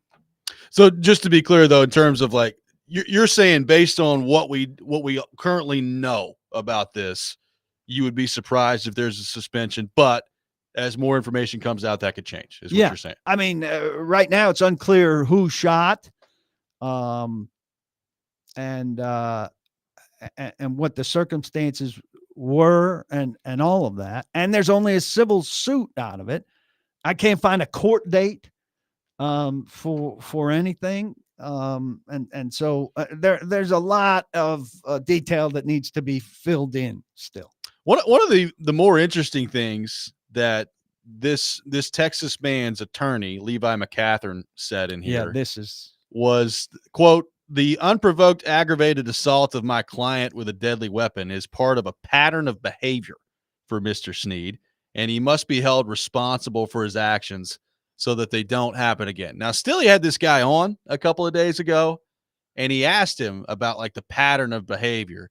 And the guy's response, McCatherine's response, was basically like, "Well, I don't really have any hard evidence on that, but just some things I've heard," was basically what he said. So I don't know how usable that's going to be in terms of a pattern of behavior here, but that part of it sounded a little fishy to me. But what did you make of those comments about a pattern of behavior as it relates to L'Jarius Sneed? Well, I took it to have meaning until I hear that, in which instance I take it to be a blowhardy lawyer talking. But when I heard stuff from the Titans, I thought they were indicating there's a pattern of behavior. So layering what I heard in Indianapolis and this lawyer using that, I think there may be a pattern of behavior, but the lawyer kind of backing down from it doesn't give it much backbone. Yeah, I mean, frankly, like a lawyer in his situation, like they say stuff like that a lot.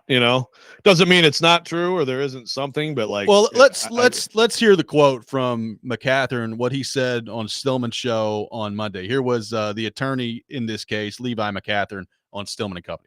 Now, I'm going to be completely honest with you. I can tell you all about how bad his knees are from a football standpoint, but I don't know anything about a pattern of behavior. So what is this pattern of behavior that you're referring to in that comment? It's my understanding, although I don't have the evidence like I have of the video here, that this kind of an episode has occurred with him previously. I don't have something that I can lay out for you that is 100% proof of that, but it is certainly my understanding. So he's talking about not having proof of that, but that he has heard. This is a pattern. Did he ask him why the police report is redacted so much? I don't think so. I don't think that came up. No. Yeah, that's the other big question to me. Another question. So, like, how literal is this? Like there's a pattern of like cars driving around just randomly shooting at people, and which L'Jarius Sneed was in that car. I mean, what are we like? Yeah. Like, what are we talking about here? I mean, it's my understanding. Okay, like. If you're doing stuff like this, there's probably a public record of it somewhere. Yeah. Where is the question? All right. Where do you go look for that? Well, and again, as we talked about yesterday, like it feels like something pretty large in this is missing. Like this is basically like there's no like record of like some physical confrontation previously between this man and Sneed and his associate. Like basically it's like, well, like they like made eye contact, and then as the lawyer put it, they wheeled around in the Lamborghini, rolled the window down, and started shooting at the car. Like I just don't know how we get from not really knowing each other. Like they've thrown out the possibility of a mistaken identity on the plaintiff side of things here, but like I don't know how you get from like nothing verbal apparently and nothing apparently physical to all of a sudden shooting up a car as they're alleging. It's a strange leap there, I guess is what I'm saying. Fancy cars. Fancy cars. Fancy cars. That's why Joe drives a Ford Prius first or Toyota. Toyota, Prius? I believe. Yeah. Yeah. First generation. I used to have a Mazda GLC. Did you? That was my first car. Nice. 1985 Mazda GLC. We'll have more on the was a Sneed beaut. front, more on the Titans front to get to with PK coming up next. Take your thoughts, 615-737-1025. Our phone number, Robby and Rexrode, 1025-1063, the game.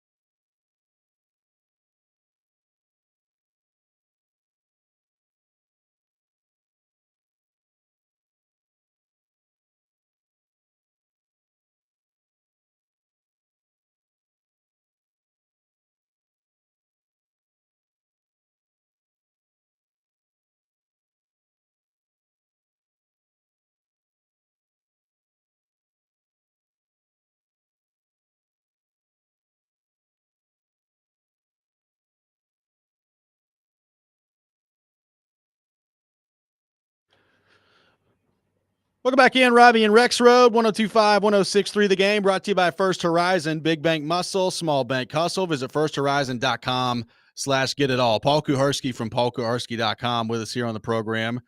Talking all things Tennessee Titans. We're taking your thoughts, your questions for PK on our text line, driven by WilsonCountyHyundai.com. So I'm looking more into the Sneed stuff here, and Stilly sent me a piece from the KC Star from November of 2021, and I'm just kind of reading through it here. But L'Jarius Sneed apparently arrested twice in college. Now, the first one was, this is from the Kansas City Star in November of 2021. In the first arrest on New Year's Eve, he was riding in a car that was pulled over by police. This is a quote. He was charged with a possession of marijuana and a firearm, as was a friend. L'Jarius spent the night in jail before charges were dropped. He caught a break momentarily and goes on to talk about the second time that he was arrested, which I'm trying to sift through here at the moment in the KC Star, where pop-ups and paywalls keep popping up. So I'll see if I can get to the bottom of what that second one was. I also found a tweet from Bleacher Report, and it's referenced a story that Mike Garafolo put out there back in May of 2022 that said this was a statement from an incident that occurred.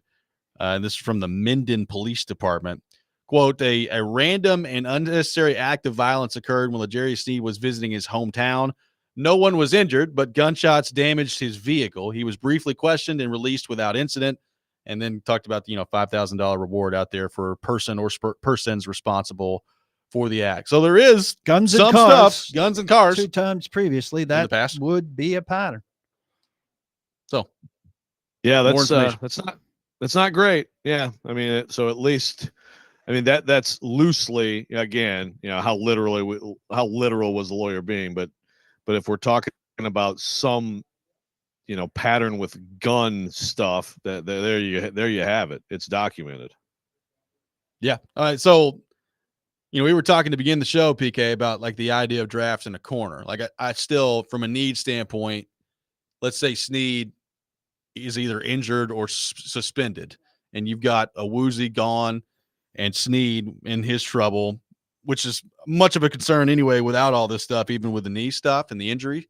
But like where does corner fall in line of draft need? Like it's still behind edge rusher and receiver to me. Like I put it this way, like you could probably get by at corner with players that they have on their roster right now. Brownlee, Baker, McCreary. Right. Like you at the very least would need a fourth. Right.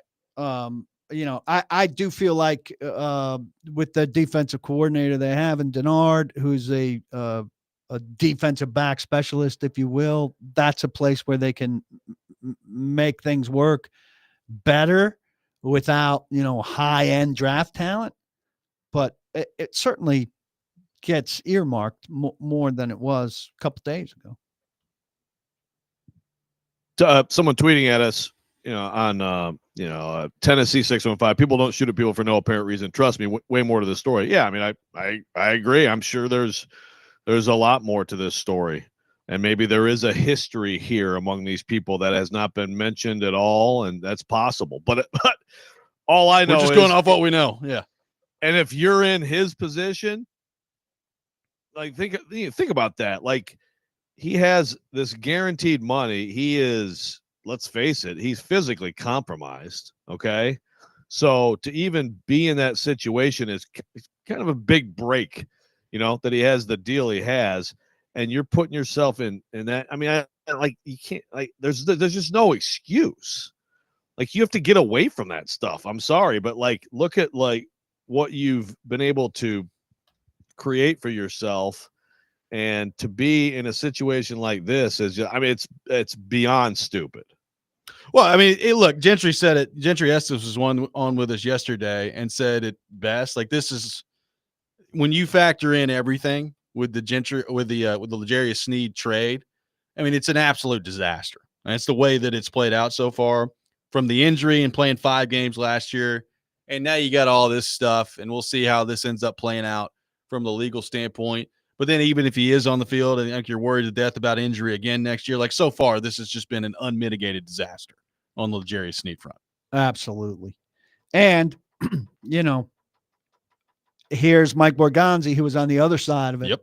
When they were willing to get rid of a guy that Andy Reid told me, was one of his absolute favorite players. But the knee was a concern, and maybe some of this stuff was a concern. And they're getting out of him early instead of late. And the team that they maybe fleeced, it's ironic that Borgonzi ends up here counting on him. But he knows better than anybody else, or as well as anybody, how much they should be counting on him. Was that like on his cons list as he's like debating taking the job? Like well, they do have L'Jarius Sneed. Now I have to go back and like have to deal with the mess that I got rid of here. Yeah, I don't think there's much of a list of cons if you can get one of the 32 GM jobs. True. That is true. So I don't know if you saw this. Cam Ward was on a video game stream last night. I got some whiff of it last night that he was on some kind of stream, but I did not know exactly what. Had I known, I would have sent my son, who is a quality Fortnite player, to investigate. So apparently he's on Fortnite last night, and he was talking about a great many things. Let's play the running back clip. So he was asked, what about who's your favorite receivers in the league? Who's your favorite coaches in the league? Who are your favorite running backs in the league? Here's what Cam Ward on his Fortnite stream last night had to say on the running back front. My top 4 running backs in the league right now, I would say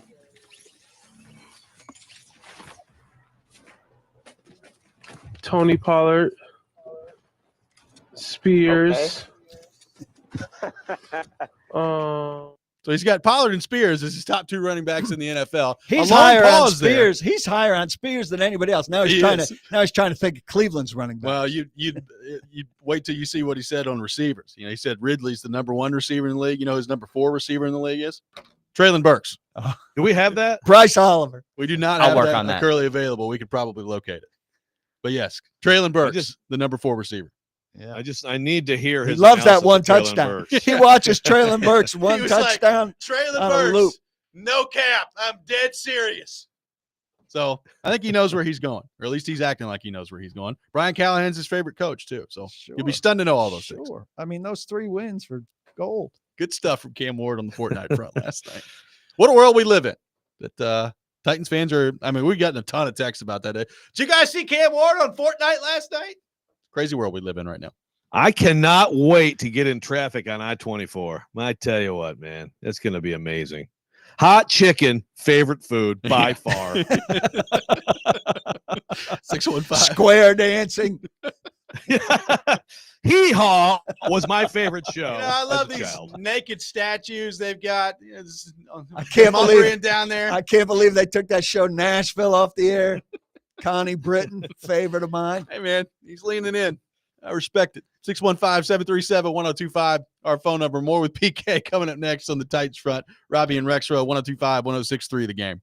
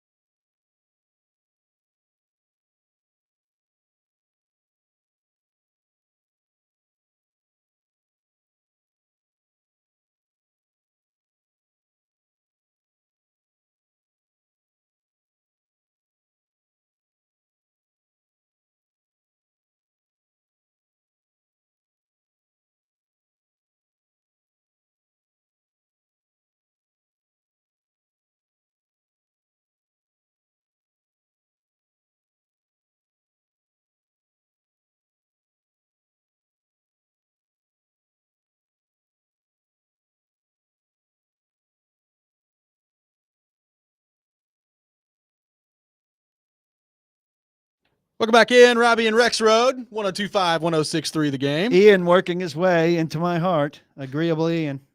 Working his way. Good stuff here. Taking your thoughts on the Titans, 615-737-1025, our phone number. So, PK, you put it out there last night. There's some 30 visits taking place today for the Titans. Cornerback Za Frazier, running backs Cam Scatterboo, which Rexrode lost his mind about. Jordan James, also a running back on a 30 visit today. Let's start there, and then we'll get to the other three. Rexrode was looking for his birth certificate and soiled himself when that came Pick out. Pick one. Different Cam Scatterboo. Yeah. So is it bad that I automatically am like everybody, really off of that one game? I know he had a good season, but that one game was a glorious game. And fans just go gaga over that one game. Oh, God, I would love to have this guy on my team. And my natural reaction is, I don't want that. He did that all year, buddy. Did that all year. That's who he is. I continue to look at this and say, man, they're taking their time looking at some running backs out here. They really are. They're looking at some running backs. So Cam Ward might be into Tajay Spears. Titans but may Mike not be. Borgonzi, not so much. Yeah. I'm starting to think they're taking a running back. I think I don't know if Tajay Spears is going to be on this team. We knew that they wanted a running back in some way, shape, or form. Yeah. They've also looked more at defensive tackles than we would have expected in these 30 visits. And so, look, they need a fourth guy there after Simmons, after Sweat, after Sebastian Joseph Day. But it's more of a depth thing than it is a frontliner thing. And so that's interesting as well. By the way, Brugler has his 7-round mock today. Yep. And he has the Chiefs getting Scatterboo in the 3rd round at 95. I don't know if anybody's heard the Titans do not have a 3rd round pick. That's what I was going to say. Borgonzi. It might be that pick. Get into the 3rd round. In fact, that is right. I think so. They've got two probably, but actually, is it a high 3rd rounder or is it a low 3rd round? No, that's their own. That one is their own. They have 66 on the Titans. Good Lord, that'd be nice for the Titans, wouldn't it? Yeah, it'd be nice. Whoever's taken with that pick, Nashville's gonna monitor their career. Yeah, there's a lot of guys like that in the league. The monitoring's not going well. So we've got a question on text line and one from Stilly as well. Is Jordan James is he an actual 30 visit or is he one of the local guys? I'm pretty sure that he is a 30 visit because they had a local day last Friday. This was an issue. This is a fascinating story with Golden Tate. Yeah. Golden Tate refused to be a local visit for the Tennessee Titans, insisted on being a 30 visit, wanted the 30 visit treatment as opposed to the local visit treatment. Now I have no idea if James is doing any of that or if it was just a matter of him not being able, maybe he was booked or whatever and needed to come in separately. But I think if you don't make it in for the way the Titans do it for their local visit day, then you don't count as a local visit. It also depends on how he got here. If he's here and he drove in, then he's a local visit. Right. If they had to fly him in, he's a 30 visit. What's so awesome about the treatment of the 30 visit? Well, you get flown in and put up. Yeah. Spare no expense. So it's the hotel. Yeah. I really love the Omni. I'd like to be there. I don't know if these guys get I think they're probably multiple levels of hotel. If you're a 1st round prospect, you're probably getting something like the Omni. If you're a 3rd day prospect, you're probably getting the Residence Inn around the corner from the You're getting the La Quinta that with the Denny's in the parking lot that I got in San Antonio. Yeah. Hey man, I'm all for it. Well, I'm at the Final Four, it's but got I the don't waffle like maker. my hotel. I mean, the gym only had barbells and had no machinery other than barbells. What was our recent gout thing that we exchanged? I've forgotten it. It was very good. I meant to bring it up. Yeah, I know. I sent you guys some there's so many that we always navigate. I think there's a gout study that you were eligible for. Are you going to participate in that gout study? Oh, like experimental gout drugs? Yeah, you're too busy getting your real ID, I think, to make it. Never-ending journey. I mean, listen, man. I'll raise my hand. I'll participate in whatever need be. Maybe things will go quickly today at the driver services center, and I can pop over. Sure you're pop over to the pharmacy. You're gonna blaze through that.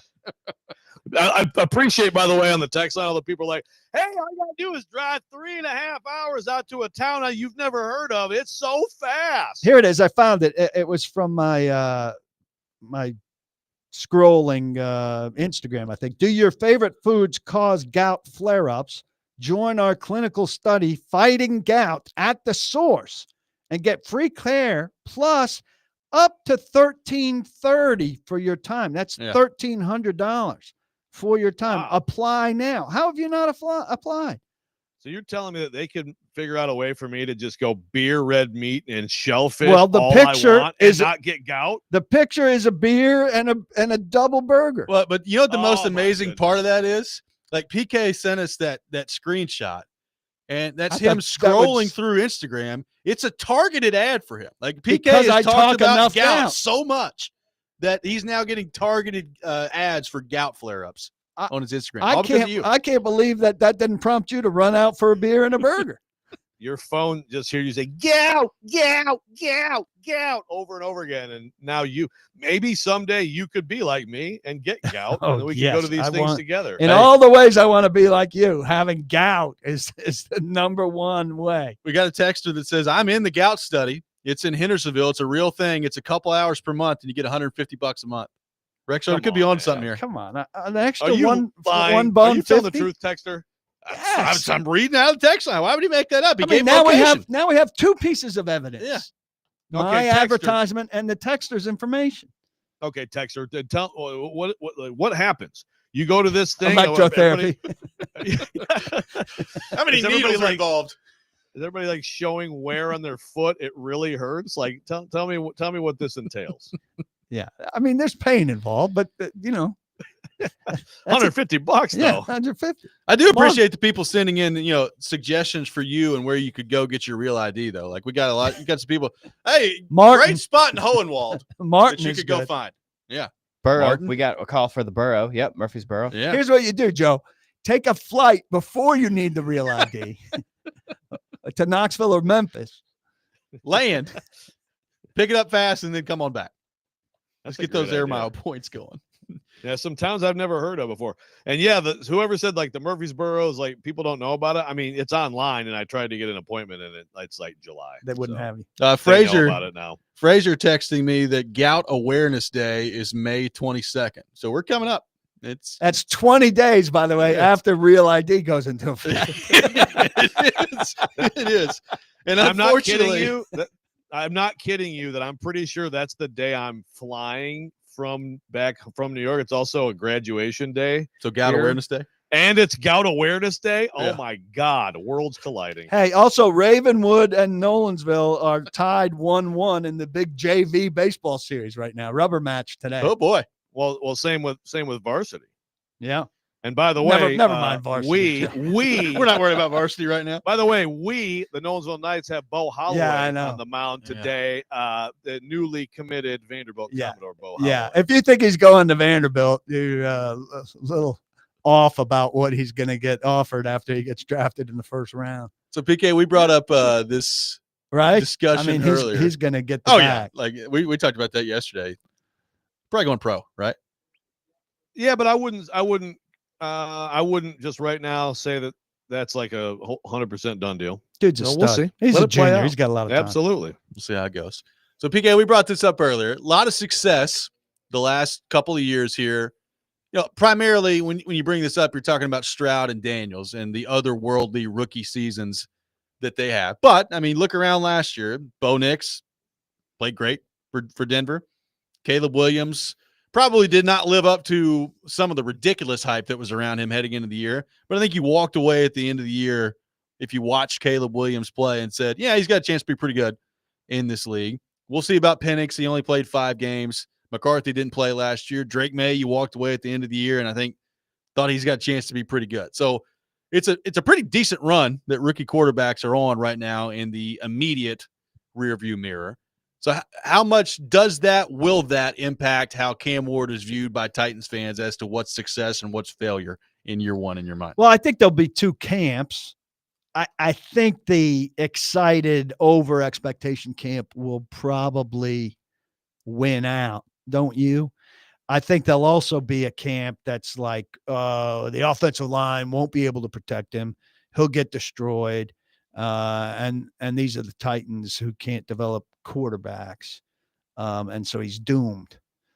I think it'll be somewhere in the middle. I mean, things never go great for this team out of the gate with something like this. Not that they've been in this position. But I think the last year was an extraordinary year, and it's unusual for a guy to come out and have just a great year, top to bottom, like Jaden Daniels did, leading a team from terrible to great. Now Washington was a real 1 year turnaround. Houston, you saw things developing because they set themselves up with draft picks, and there was turnaround stuff happening. But I do think, people talk about slow playing a quarterback and sitting him and watching. And then you look at the other side of it and you say, well, I mean, if Jaden Daniels is coming in and doing that, why can't your guy do that? And I wouldn't expect a sitting scenario. I mean, these 5-year quarterbacks who've played a ton. I mean, Brian Callahan was talking very candidly about that without referring to guys like Penix and Nix, who came in and did quite well off of having all of that experience. Then the question is, those guys get figured out a little bit in their second time through after there's significant film out there around them. But look, I have no idea how he's going to do until you see him out there and see what he's going to do. If he's not starting on opening day, that suggests a big problem to me. You're investing number one pick in him. You've revamped your offensive line. You should have another good weapon for him. So at least 2 good receivers. But they should be able to hit the ground running with him, with at least some sort of limited playbook to start that opens up, and then he can do some great freelancing, which is part of what makes him appealing, because we know there's a low percentage of plays that go exactly like the X's and O's are written up.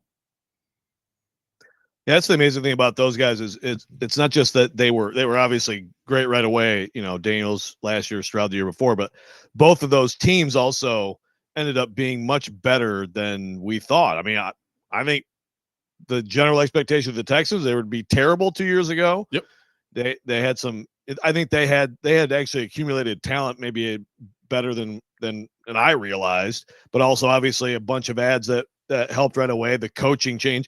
And then same with Washington last year. I thought the Titans would be more like Washington in terms of maybe some more signings and some more attempts to fill holes, which they talked about, but I don't know. It's hard for me to get to this collection of players, even after a draft, even if you have a good draft, still a lot being of holes. able to, like there's still like just so many deficiencies. It seems to me anyway. It looks like a 2-year project that they'll be halfway through a 2-year project, unless they hit at a incredible rate and get contributions from a couple fourths and a couple fifths, and that's just asking a lot. We'll have one more segment with PK coming up next. Take more of your questions for PK on our text line, driven by WilsonCountyHyundai.com. 615-737-1025 is our phone number. The 4th annual 615 Open Charity Golf Tournament coming up, benefiting Folds of Honor, presented by Gary Force Acura.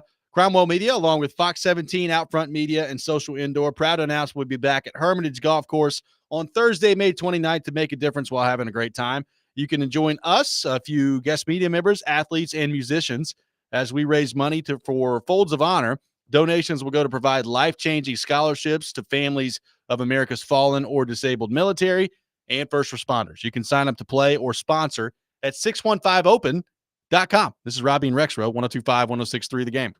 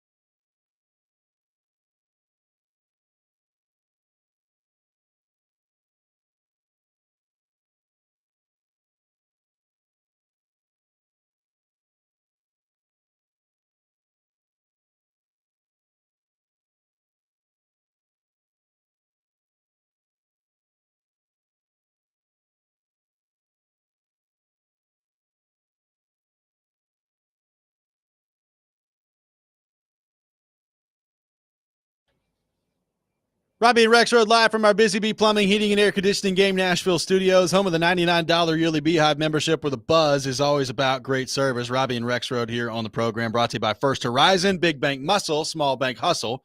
Visit firsthorizon.com/get-it-all. Big A, we were just talking during the break. The idea that they're looking at running back, I think clearly they're at least considering taking a running back with how heavily they're looking at it here. It is kind of amazing when you think back. You've got Evans, Darrington Evans taken in the third round, Spears taken in the third round. As you pointed out, Haskins in the fourth round. You know, it's not like it's first round picks, but it's based on where running back is in the league right now, relatively high draft capital on three guys that to this point, in the case of Spears and the other two guys we know, have given you basically nothing. Yeah. I'd call it three fails. I mean, Spears isn't done yet. And I think Spears as a pass catcher It's a fail. is really good. But I mean, you can't just put a running back out there and say, well, he's only going to catch passes. And so, things like this tend to get buried because their fails at other spots have been so much bigger and their fails higher. So we're busy talking about Isaiah Wilson and Caleb Farley and Traylon Burks. And so Darrington Evans goes, untalked about. But, those are the three backs they drafted since Derrick Henry. Now, I mean, look, I like Robby, you say like where things are at running back. But the thing is, that's what teams do, right? Like they draft and then they don't pay a second contract. Running back, look how important running back still is in this league, I mean, and I don't think it's ever going to change. It's just that you just don't expect anyone to get to their second deal. But I mean, Ashton Genty, and I know he's a different deal because he's a freak, but I mean, he's going to go certainly in the top 10, right? Yeah. Of this draft. Yes.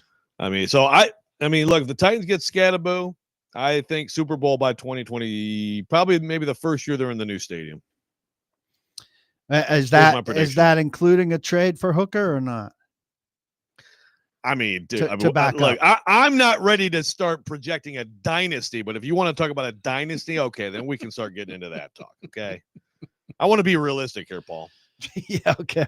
We've gotten a lot of questions today about this. I don't think it's worth spending a ton of time on, but I'll throw it out to you guys anyway. The Dolphins are looking to trade Jalen Ramsey. Any idea whatsoever that the Titans would kick the tires on that? Makes no sense to me. They just traded for L'Jarius Sneed. Now you're going to trade again for another aging corner? What if Sneed is suspended and they get off the hook for his money? Yeah, well, they got to draft a cornerback. I'm just throwing the devil's advocate out there. Yeah. I don't want him to Jalen Ramsey's been a great player, but he's obviously getting older. Also, like, I don't think Jalen Ramsey is going to enjoy his time playing for a 6-11 football team either. No, I don't either. So I think it's a terrible idea. Joe, on the record, 6-11, doubling their win total. I'm trying to be optimistic here, man. Filled with optimism. If they go 6-11, if they go 6-11, but Cam Ward shows promise and you can see something there, is Brian Callahan the coach in 2026? Need more about what it looks like. I don't have that for you right now. Yeah. Well, I'd say it'd be borderline. What if Traylon Burks is a top 4 wide receiver in the NFL? Like, well, I mean, that alone would warrant an extension.